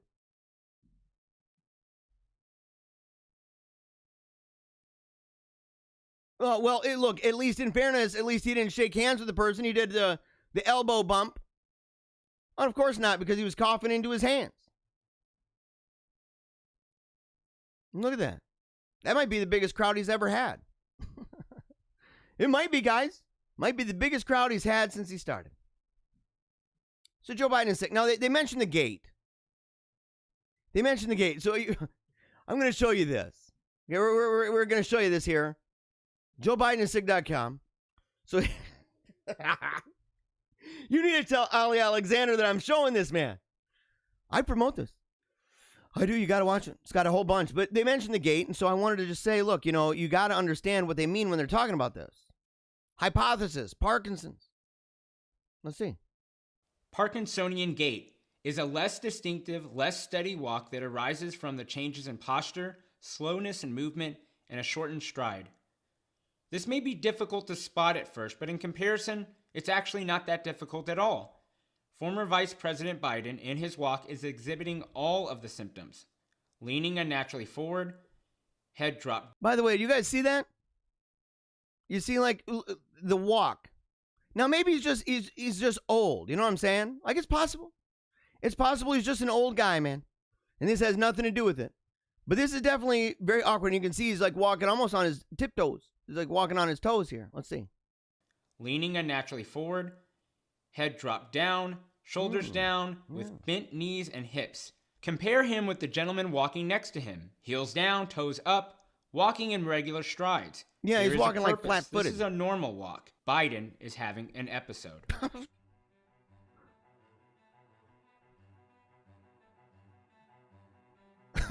Okay. Oh, man. Very, very serious stuff, guys. Very serious stuff, man. Very serious stuff. And look, actually, I encourage people to go check it out. There's a lot going on. We all know. In fact, we know a lot's going on because people are increasingly talking about the Harris-Biden ticket, right? Even Harris is talking about Kamala's husband mentioned this, which is one of the reasons I showed the video, of her husband. And we focused on the fact that he's an interpretive mimer, and he does miming and stuff like that for like birthday parties and and garage bands, like so local garage bands and stuff. And high schoolers, they're like, look, man, we want to have a dancer, and they look up, online, and he's got a profile, a LinkedIn, I think. And so, but he goes up and he's like, hey, everybody, he's like, I'm the husband of the next president of the United States. And he's all hyped up and everything. And you're like, dude, that's how many times are they going to say that? How many times are these people going to say that? All the time. Outrageous. A large Danish study on mask wearing is being delayed by publishers of major medical journals. I think we actually talked about this last time. And it was turned down, and now it's being delayed. So I think originally it was like turned down, and now it's being delayed. And you got to say why. One of the biggest questions in the world right now is whether the use of masks is beneficial in preventing and contracting the China coronavirus. A study attempted to do just that, but publishers will not take it on and are preventing it from being published. Why don't they publish it online? There's other ways, by the way. Like, I understand the reason for wanting to go into that realm and to do that, and maybe these guys are like legitimately confused. Maybe they're like, man, this is actually, perfectly fitting for this. The purpose of this study was once and for all to try to clarify the extent to which the use of masks in public space provided protection against the corona infection. Yeah. What does it say? Alex Berenson shared that the study should be released. We need to know if wearing masks is harmful. Because that's the thing. Like, people are like, well, look, just wear it. I got in a conversation with a buddy of mine just recently, and he's like, look, man, just wear that stinking thing. And I said, give the scientific evidence, the long-term stuff, as to whether or not, number one, this even works. Number two, that it's not actually causing harm. I said, at first, people were like, oh, gators are great. Well, at first, let me take this back. At first, it didn't work. Don't wear them. We later were told that was a lie because they wanted, which made sense. It does make sense to me. I've talked about the models of propaganda that are, between the kind of propaganda that's used by a state government that's authoritarian versus one that's a republic, and the use of deception and the degree of that in the propaganda when you have a pandemic, especially, right? And so I said, when Fauci said, oh, I lied, and I was saying, that masks don't work because we needed healthcare professionals to be able to have access to masks. That makes sense. However, it doesn't make sense that that's the mask that they wear when they walk into a room with somebody with coronavirus. Do they do that? Is that what it is? Are they like, oh, yeah. How many nurses, by the way? How many nurses and doctors, you tell them, you go, okay, hey, here's the mask. We're just going to give you a little one, little baby blue one, and walk in there. That person's got a major viral load of some Rona. Are they going to go, okay, yeah, this is fine? But they still need them for other things. They need them for other things all the time. And so he said he lied about it. Okay? He said he lied. But we originally were told doesn't work, doesn't help it. In fact, they gave us the science. They said that the actual virus itself is so small that the pores in the masks, these are real questions. You got to ask, well, what's the likelihood of this? What about reusing and rewashing? How will that affect people if they don't have like medical grade means of doing this? And they're not as consistent, right? Because they're not doctors or they're not paid to be doing that. It's not like a job with division of labor in a hospital. These are all questions. And originally they said, oh, when they started talking about masks, people are like, well, I don't own any. And they said, oh, just anything will do. And just, cloth, a rag, maybe a diaper, something. And people were wearing those gaiters. But then news came out that maybe the gaiters were really bad. Like, that doesn't help. They're like, no, don't wear gaiters anymore. So we're learning along the way. So we need large studies. The mere fact that we've gotten to a place that the gaiters weren't automatically disqualified from the get-go says something. And people need to take that seriously and say, you can't just tell somebody to do something if you can't provide answers to questions that are fundamental and at the center, at the core of this conversation over public health. Because sometimes what sounds intuitive might not actually be very intuitive. It might not be the answer. Sometimes science is counterintuitive. In fact, oftentimes. And you go, well, I thought that would make sense. But come to find out it doesn't. Kind of like, people that would be like, well, yeah, loofah sponges or something. And maybe this is a bad example. But, using those sponges that you scrub really hard when you wash. You have a layer of skin. I think what is it called? The horny layer, right? And if you look with a microscope, you got these kind of horns, right? And it protects you from certain bacteria. And so the idea is you don't want to just keep using that, exfoliating your skin, because that's affecting that layer of skin with those horns that actually help to protect you. Or the idea that you're using antibacterial soap all the time. And people go, yeah, well, that might not necessarily be the best idea because, maybe this would do. You don't need antibacterial. Maybe you just need some soap. So there are certain things that on the one hand might sound good. Or how about this? And this is more specific to the Rona, is the Harvard study that talked about how kids can experience massive viral loads of the virus and not exhibit symptoms that many other people with that same load would exhibit. And you say, well, that's really weird. So we test these kids, and a bunch of these kids are just through the roof. But yeah, here they are walking around doing their thing. And that Harvard study, which by the way was used to try to say there's a reason why kids should not be going in places like, the hospital and other things like that. And they shouldn't be there because that's whenever somebody says, well, they're a vector, that might be one of the articles they'll use.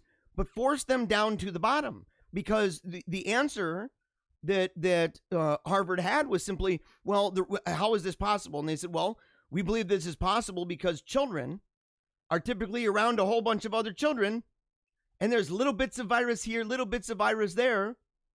And because of that socialization that children have and getting outdoors and in the dirt or being dirty or whatever, that it ultimately helps them, that when they do contract the virus, they have built up a kind of immunity to it. It at least gives them better defenses. And I said, well, why would that logic not prove true for everybody? And why would we not encourage the children then to go out? So it sounds intuitive. The virus is outside. Everyone stay inside. Everyone stay away. But then the answer to how kids are doing so well has the fact that they're not staying away. Again, you have to do tests in order to figure this out.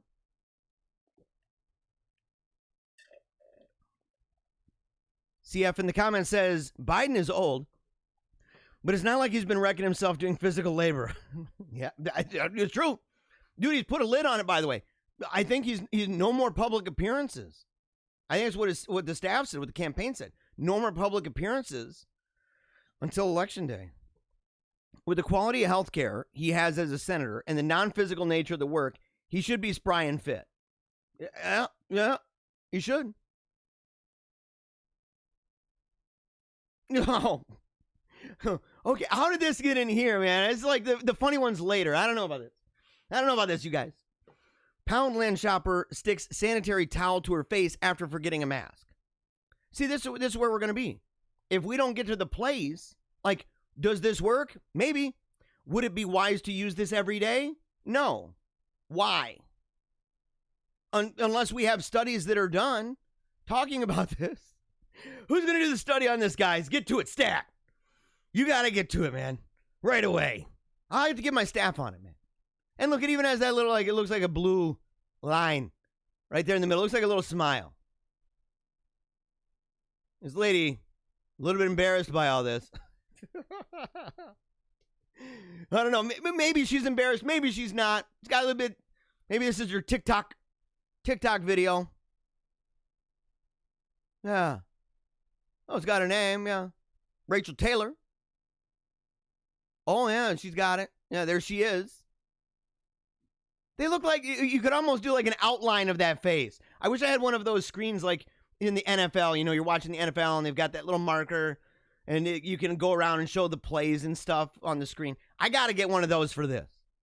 Because I would make a face all the way around that and just show you, man, this is a little bit creepy. A little bit creepy. Where did she share that, by the way? Where did she share it? Does it say she shared it like on Facebook or anything like that? I don't know. Or did she just share it like to the news? She's like, hey, everybody, look. This is what I did. This is what I did. Yeah, I don't know. Oh, okay, hold on. Let's see. Yeah, because see, here's the thing, man. I just got a feeling. Yeah, there's a whole bunch of these quotes from her. I don't really get that embarrassed as such. The woman who served us at the till was either pretending she hadn't noticed or wasn't fazed by it. How would you respond, man? Oh, there she is without it. Oh, yeah, what is she doing? What's going on with this? And where did you even find this? Yeah, this might be a setup, guys. This might be a TikToker. We got to find out. Oh, it's another one. Okay, opinion is divided. This is a little serious, though. Opinion is divided on these bizarre microclimate air helmet face masks. Is it divided, guys, or is everybody just agreed? That's terrible. Who wants that? Who wants that, by the way? No way. I'm going back to this one. We're going back to the news. I don't like that one today. I don't like that one today. We're just going to keep this one up. And read the ticker, by the way. Read the ticker. But I mean, look, Why is this healthy for people if they do it all the time? Is this what you want? You know, again, I was talking to somebody and they said, you know, we need to make these decisions because, you know, it kind of feels to him that there are people dying and that we don't care about that group of people. And I said, we may not think about this. I said, what upsets me is that this conversation is really always within the context of COVID. I said, because the truth is, we've always done that. Forever. And no matter what, because you have to. Existence involves death. Existence involves risk. And society as a whole, in order for what we call progress and what we call civilization to take place, this is a hard truth. And I'm sorry to say this. It is a hard truth. That it requires decisions of this nature and magnitude. We do it all the time. We do it we've done it in the past with the flu. We've done it in the past. And I'm not saying that these are the same things. I'm saying we make decisions that we say, okay, what threshold, you know, is going to, how many people are going to die on average? And we've come to experience something and we've come to accept something. We do it with what people are legally allowed to eat, knowing the connection between what people eat, the freedom they have to choose that, and the death rate that results from that. We do that with things like alcohol. We do that with things like cigarettes. We do that with things like the age of when people are allowed to drive. We do that with the way that we've even constructed the concepts of driving. Why isn't every road a one-way street, for example? Why aren't there barriers on every single road? We calculate risk constantly, and the numbers are all there. And it's not new. And I said, most of the people who would be really concerned about the numbers of this and say, man, it doesn't feel like people really care about the weaker people. I'd say, how many people before COVID on average died of pneumonia if they were elderly, if they had AIDS, if they had diabetes, and if they had cancer? And most people wouldn't even know, because the truth is they just didn't care. And the truth is, even right now, it's not even in their frame of reference. And they're just like, well, yeah, but that's, you know, no, but yeah, but those are people who die. I've limited it to the idea of the weakest members. And that's just the way that works. But people, you know, they don't understand that we've calculated that and that we think about it. And how much do we see? How close to home does it hit? What kind of measures do we require of not only ourselves, but of other people? And what degrees of requirement are there? There's a requirement, quote unquote, that says an expectation. Like an expectation that if you see something that is a little bit off and you're like, I don't know about that. That looks pretty shady, pretty bad. Then maybe you should report that. And the degrees by which that would escalate to say, you need to report that. And to the point where if you do not, you could actually be in trouble. Same thing with this. These are complex conversations. I don't know many people that even are having these. It's just kind of like either it's just the way that it was before or it's just the new normal. Like this guy. No way. Yeah, it's a lid. Trump campaign staff says Joe Biden will not do any more in-person campaigning until election. You know, but did they say it though? Joe Biden campaign releases completely dishonest ad targeting black women that misrepresents every single Trump quote. Will Twitter flag this? I actually want to show you this. Let's see here. Okay. We'll go ahead and move it over a little bit. This president has a lot to say about black women. He's called us low IQ. First of all, right from the get-go, you have to understand the frame of this. And this is how you need to learn this, right, by the way. And teach people to view commercials in general. These people, right out of the gate, have identified one and all Meaning that if Donald Trump has called somebody low IQ, what is it? Was it Maxine Waters? Was it? It was a specific person. They took it as if he was saying that of all of them. So, like, Maxine, right? Maxine, does she actually represent everybody? Does she represent every black woman? Yeah, she's a representative. Even strictly speaking, she doesn't represent anybody outside of her group. Now, they may identify, they may say, yeah, I really like her. I really like that person. That's okay. But if somebody goes and attacks that person and says, this person's actually pretty low IQ. In other words, they're saying, you're not very smart. If you say you're not very smart, is that calling all people that like that person stupid? Like intellectually low IQ? No. So right out of the gate, to make sense of any of these accusations, you need to begin with the idea that all the black people are one monolithic group, and any criticism toward one black person is a criticism toward all of them. This is absurd, by the way. This is totally absurd. In fact, over the weekend, I went to Meijer, and I'm at Meijer, and we get out of the car. We're going in. We're going to buy some sweets and stuff like that. And as we walk up to the store, there's this argument going on having to do with parking. It has to do with parking. And there's a black guy, maybe in his late 20s, early 30s. He's kind of hanging out the passenger side of the car, talking over the car to a white guy who looks like he's maybe in his early 50s. And he's got some Budweiser or something in his cart. And they're sitting there arguing. And the white guy is saying, you need to learn how to park. So it's obviously a parking problem. Like it was a problem with this. And the black guy responded by saying, what did he say? You're a weird ass white person. I'm quoting. That's the only reason I would swear. I try not to swear on the show. But he called him a weird ass white person. Or a weird ass white guy. And I thought, and I said, and then he called him, same thing, dumbass white guy. And I thought, what if you were to reverse this and say, you're a dumbass black guy? And I thought, yeah, white boy. It wasn't guy, it was boy. Yeah, white boy.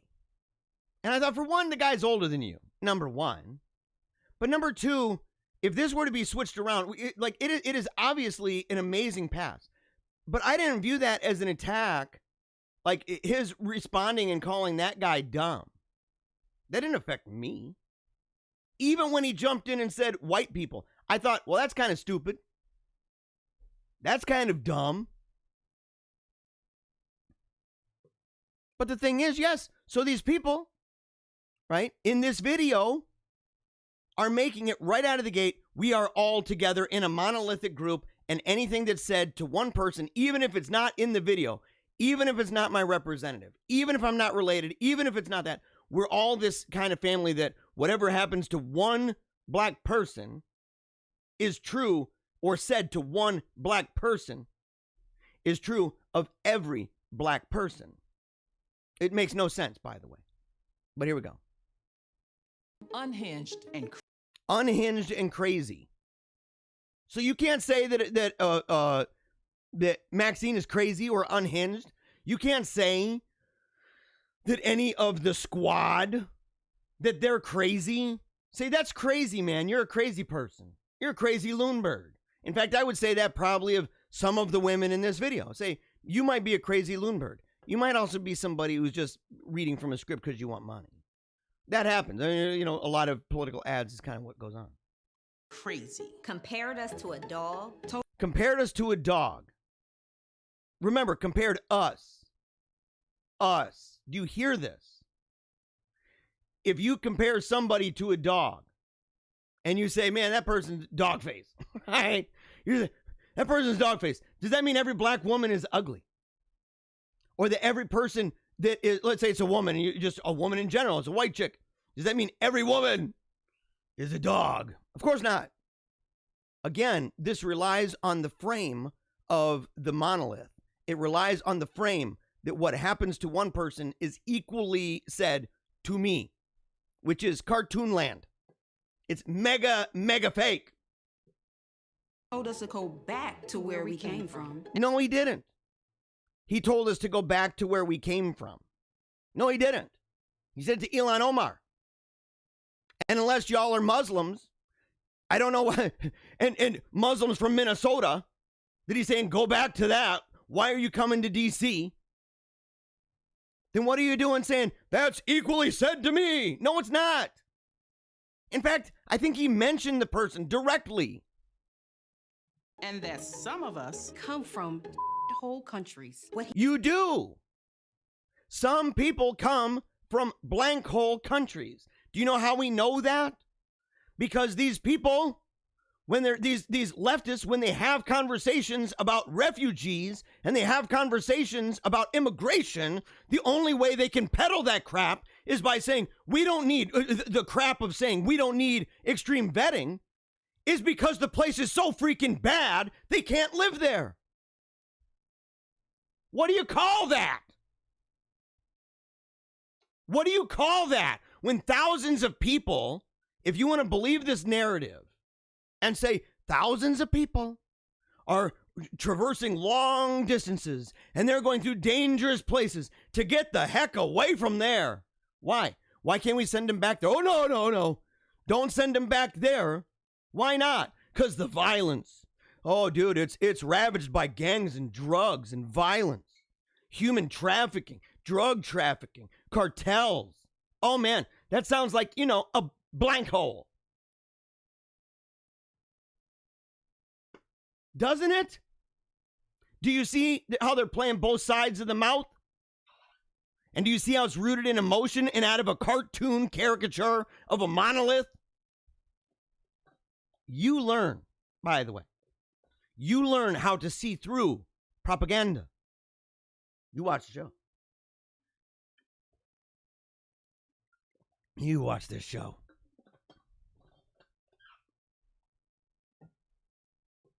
Let's see. No, is it over, by the way? I don't even know if we need to go forward. He fails to realize is that we're fierce, organized. Yeah, we're fierce, organized. Not all of you. Some of you are very unorganized. I know some black people who would be like, I'm not organized with you at all. Unstoppable. Well, okay, I guess. I mean, it's like a self-affirmation thing, I guess. Unstoppable, not to be played with. And we are extremely motivated and ready to vote him out. Okay, good job. That's good for you. There are a lot of people who are not, and they would look at you and say, it's kind of weird that you actually are taking any of that personally because he didn't say that to you. I mean, are you not allowed to say, for example, if there was, if there's a person who you disagree with, who's of another race, are you not allowed to say that you think that person's wrong or that person's crazy? Oh, that's kind of weird because guess what? They do that to Kanye West.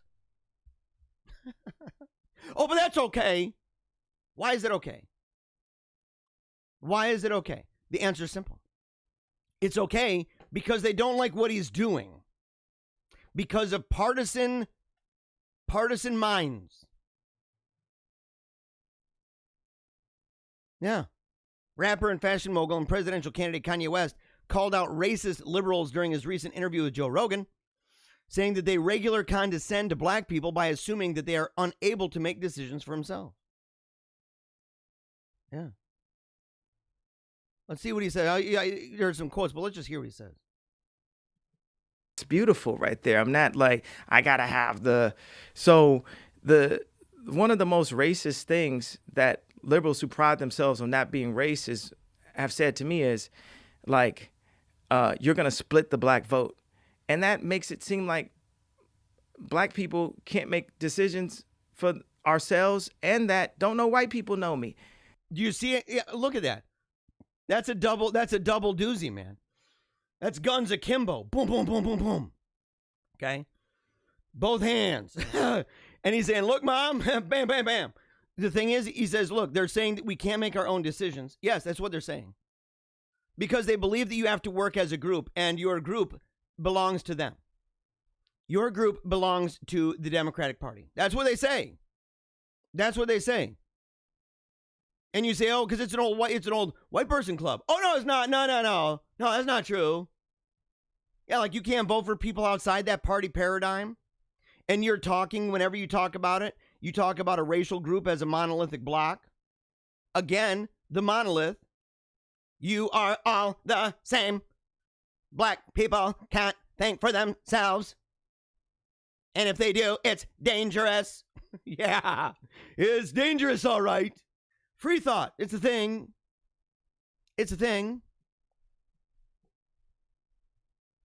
Like only Right. the liberal, they literally make it seem like only black people will vote for me. Right. Think about that statement, the nuance of institutionalized racism. And this would be like somebody from the art world, you know what I mean? And they just have a place where no one has really been able to embrace the idea of blacks not being in a block and staying in one place. Right. Or Think about that. You know who has thought of that? Us. Yeah. Think of how cartoony it is. The idea of take us to your leader. Take us to the black leaders. Dude, there's a lot of black people who just simply don't agree with the black leaders, whatever those people even are. And even if they do, it's only to degrees. Someone can say, well, Farrakhan. Look at Farrakhan. His influence is vast, granted. But the cult is actually pretty small. Look at the size of the cult. And you say it's actually really small. How many people? Like, you can walk around and see tons of black people who are Baptists. You can see a bunch of black people who are Pentecostals. Around the world, massive. Black people who are Roman Catholic.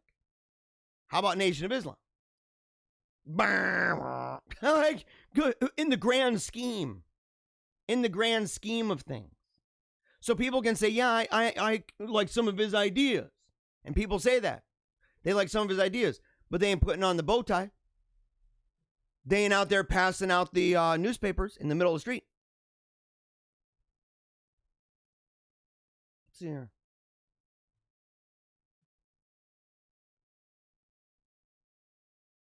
What's this? Oh, sorry about that. So yeah, Chelsea Handler scolds 50 Cent for supporting Trump. It's another racist person. Look at this. Look at the way that this works. I had to remind him that he was a black person. Wow, man. What a crazy loon. Let's hear let's hear this. You heard about my ex-boyfriend, right? 50 Cent and his support of... You heard about that? Donald Trump. Yeah, what's going on between you? I saw your tweets and I go, whoa, what's man. happening? Dude, he's gotten pretty fat. Look at his face. He looks like he's put on way too much weight. Oh, man, dude. We got to get him on the weight loss program, guys. We got to do it, the Fat Shame to Fitness. We can do it with him. We'll do it with him. Because you said he was your favorite ex-boyfriend, and then what does he do? He's supporting Trump? He says he doesn't want to pay 62% of taxes, which, by the way, isn't a plan of Joe Biden's. That's a lie. So yeah, you know what else wasn't a plan of Joe Biden's? To be on lockdown for months. To be on lockdown for months. Nobody had at least publicly, nobody had the plan. It was all, a couple weeks. A couple weeks, and you're going to go ahead and you'll be okay. Just lock down for a couple weeks. All it's going to be, we got to just, get the curve down. We did that, man. Oh, months and months and months later, over 200 days later, it's like that with any public policy, by the way. Any public policy, they're like, oh, we're going to go ahead and we're going to enact this policy that gives powers to the government. Dude, it is inevitable that will expand. It is inevitable that it will not flesh out in the way that they said. And they're going to be coming back to you for more money. It's inevitable. It's the history of taxation, by the way.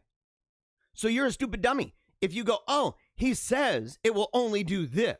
You can bet money. You can predict that if people say my tax plan will only affect this and this and this, it's actually going to end up affecting more. It's almost always going to end up being more. And when people say we're giving you money back, it's normally less than what they're promoting. So it's always worse than what they're promoting and less than what they're promoting. Almost always. Almost always. It's predictable as the morning sun or as a morning poop. That's just true. He doesn't want to pay 62% of taxes because he doesn't want to go from being 50 cents to was a black person. And I had to remind him that he was a black person. I had to remind you, white-splaining feminist. Maybe you don't realize this, 50 Cent. But you're a black person. You need to get back on the dang reservation, boy. What a sicko, man. I'm glad he dropped her, dude, like it was hot. It's true, man. It's a good thing. 50, I'd love to talk with you, buddy. You are much better off being away from that. Believe me. You know it. You know it. Let's see. Kanye West says abortion culture is how 1,000 black children are aborted a day. We're in genocide. Again, people disagree. People don't buy the reservation crap anymore. Which, of course, is why Big O lost his mojo. Obama in Miami holds event and almost nobody shows up. And only 70 people were watching online at one time. Think about that, guys. That's bad. Of course, Trump made fun of it.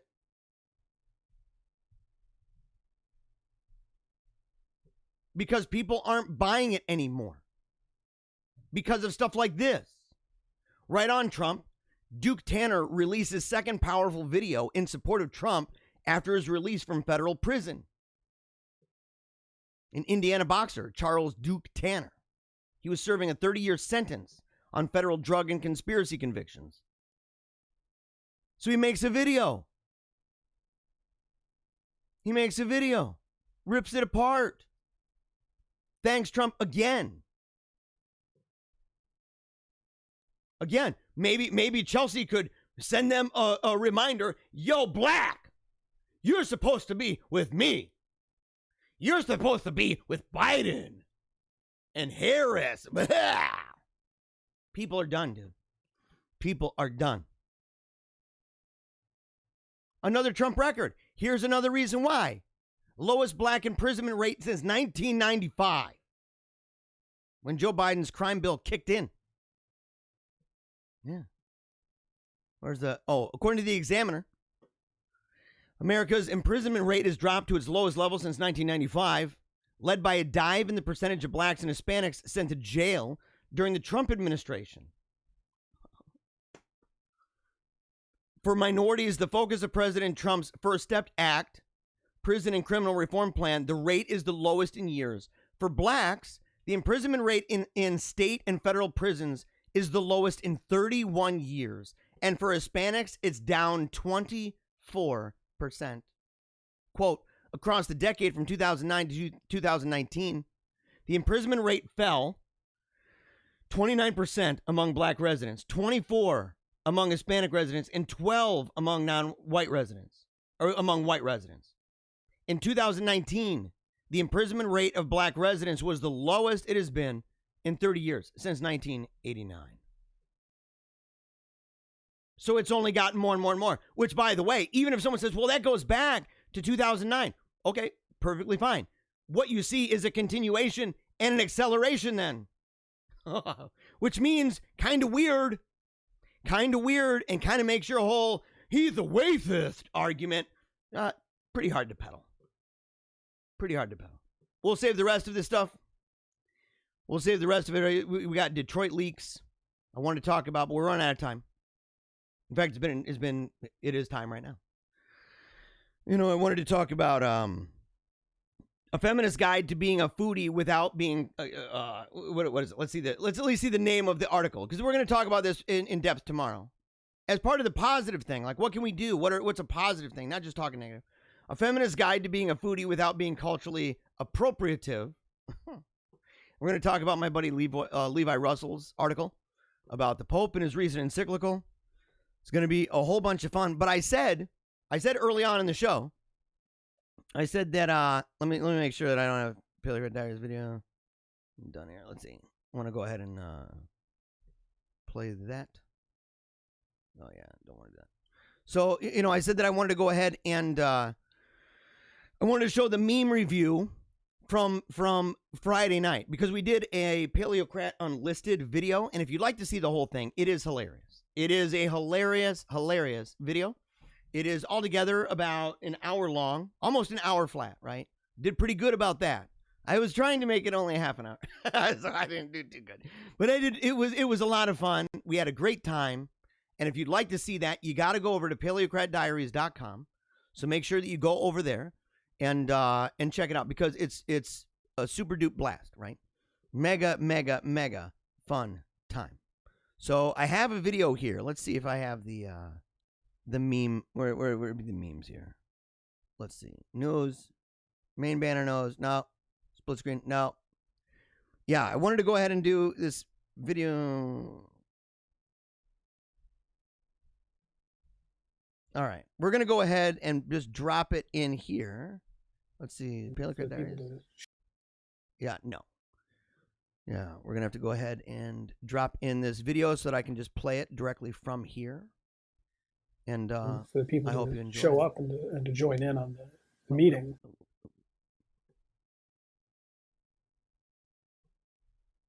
Yeah, this now is where I definitely 100% need. I need Allie. I need Allie big time. And I apologize. There's no wolf tonight. Yeah, meme review. There's no wolf tonight. All right, we're going to go ahead. Hold on a second. We're going to go ahead and we're going to make this so that you can go ahead and hear it. It's going to be a bunch of fun. I'm really grateful. We're going to close out just with this. So enjoy the meme review from Friday night. And make sure, go to paleocratdiaries.com. I'll say that, of course, again at the end. But make sure to check it out, because it was a lot of fun. And it's exclusive to people who go to the site. And that's the best thing you can do to help the show, is even more than checking out the YouTube channel and everything like that, going to the website and just making it something that you keep up, maybe even bookmark the thing, and just every day. And that way, all the different videos you like, you can go ahead and share those, hyperlink from there. You can share timestamps to share the exact segments that you like the most to share with your friends. Maybe where I mentioned you in the comments, things like that. Speaking of comments, this is the last comment I'll read from the comments. According to critical race theory, all white people are racist. I think they're getting dispensations for hating on Trump. Yes, it's exactly what is going on. So again, I appreciate it. I thank you very much, and I hope you enjoy this meme review. So we're going to go ahead and do that. And I apologize. There's no wolf tonight. There's no wolf tonight. I would love to do that. I would love to do it. Although I got it, my son, man, he said it really irritates him. Oh, yeah. It's not my cool son, though. He watches all my stuff. He's going to hear that. I love that guy. Okay. Black cats are bad luck. Black cats are bad luck. Get away. Get it away. Black cats. Dude, look at that little black cat. I used to have a black cat named Houdini. And Houdini was a real jerk, dude. Houdini didn't like anybody but me. I was like the only person that Houdini would allow near him at all. Anybody else, and it was just like total spooky land. He didn't have a cute face like this. I mean, that bugger is mega cute. Me. Ever think about this? Oh, yeah. Okay. Do you guys ever think about that? About like what the skeleton is like inside of that hamburger helper guy? Yeah. Yeah, I've always wondered that. That might be where they got Squidbillies from. Have you ever thought maybe Squidbillies is simply the hamburger helper hand and they just took the glove off? They just skinned him? Possible. Security dog. Dude, you know what? People would be afraid of that. That's a big cat. That is a huge cat, guys. Not gonna lie. Oh, no. Okay, this is not scary, but it is a little hilarious. Any man who can do this should be allowed to.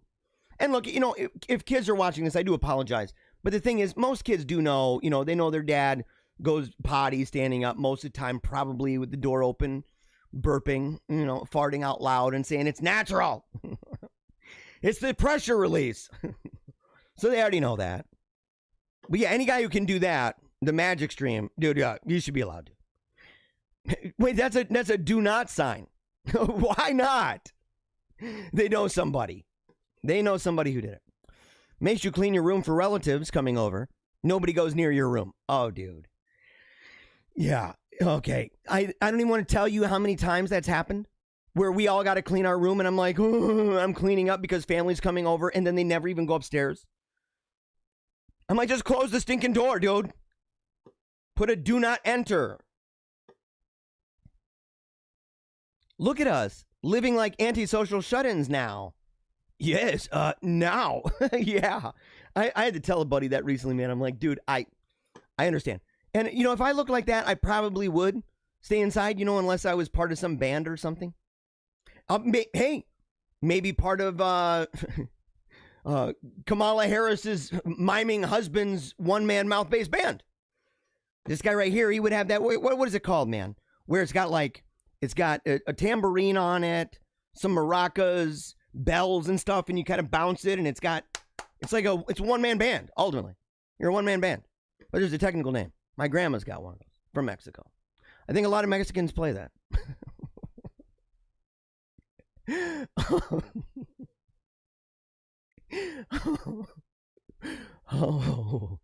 Oh. That one friend who wants to give you who wants you to give country music a chance. Yeah, that one friend who wants you to give country music a chance. Let's see. I'm going to kick some butt. I'm going to drive a big truck. I don't have a lot of friends that have been insistent. I've had a couple. I have more who are really insistent that I start playing euchre, even though I don't want to play it. Me, when I realize October's already halfway over, and I haven't taken advantage of all the spooky opportunities that this month has to offer. I get it. I always tell myself I'm going to go buy some, creepy mask or something like that. And I always wait till the last minute when all of the really crappy stuff is around. Sometimes that's good. Sometimes the crappy stuff is, actually kind of crazier a little bit. It's just not as trendy, You're like the edgy, you're the one going against the grain with the really crappy mask, and they're like, dude, where'd you get that thing? And you're like, I was the last guy. And you're like, oh yeah, that's right. You're the last guy every year. But you know what? We did take opportunity this time. And the opportunity was to have a fun time talking about spooky stories and fun stories and having a blast and just laughing and having fun at night. And I'm really grateful that you joined us. Remember, of course, to tune in every single Monday through Friday from 10 o'clock until noon. We talk about funny stories, spooky stories, seasonally appropriate stories. Let's put it that way. Seasonally appropriate. Okay, seasonally appropriate. We have memes. We do all of that stuff. And of course, we talk about very serious things, politics, religion, culture, economics, all of that jazz. And make sure to check out Paleo Cheese Podcast. We're recording tomorrow. And we were going to do that tonight. We decided to do it tomorrow. So I hopped on the mic. And we'll have an episode uploaded on Sunday. And that will be, you'll have it available. You can go either directly to the YouTube, which you should be subscribed. I strongly encourage you to do it, just like my channel at youtube.com/Paleocrat. But make sure, put on that little bell. Make sure to be reminded whenever we post. Because, I post every day. So maybe you don't need the bell for me. But you would need the bell for this kind of stuff. So we'll notify you so you can go to the website, to the .com, drive people there, paleocratdiaries.com. It's the best thing you could do for me. Okay, it's the best thing you could do for me, best thing you could do for my family, best thing you could do for the movement, and best thing you could do for the humanity's last chance at fighting the great animal rebellion that is happening right now in 2020. So we're really grateful, everybody. Thank you so much. Until next time, never give up. Keep on smiling. And memento mori. If I don't talk into microphones, I don't make that mad cash. Making all that money. Making that mad loot, right? Mind control.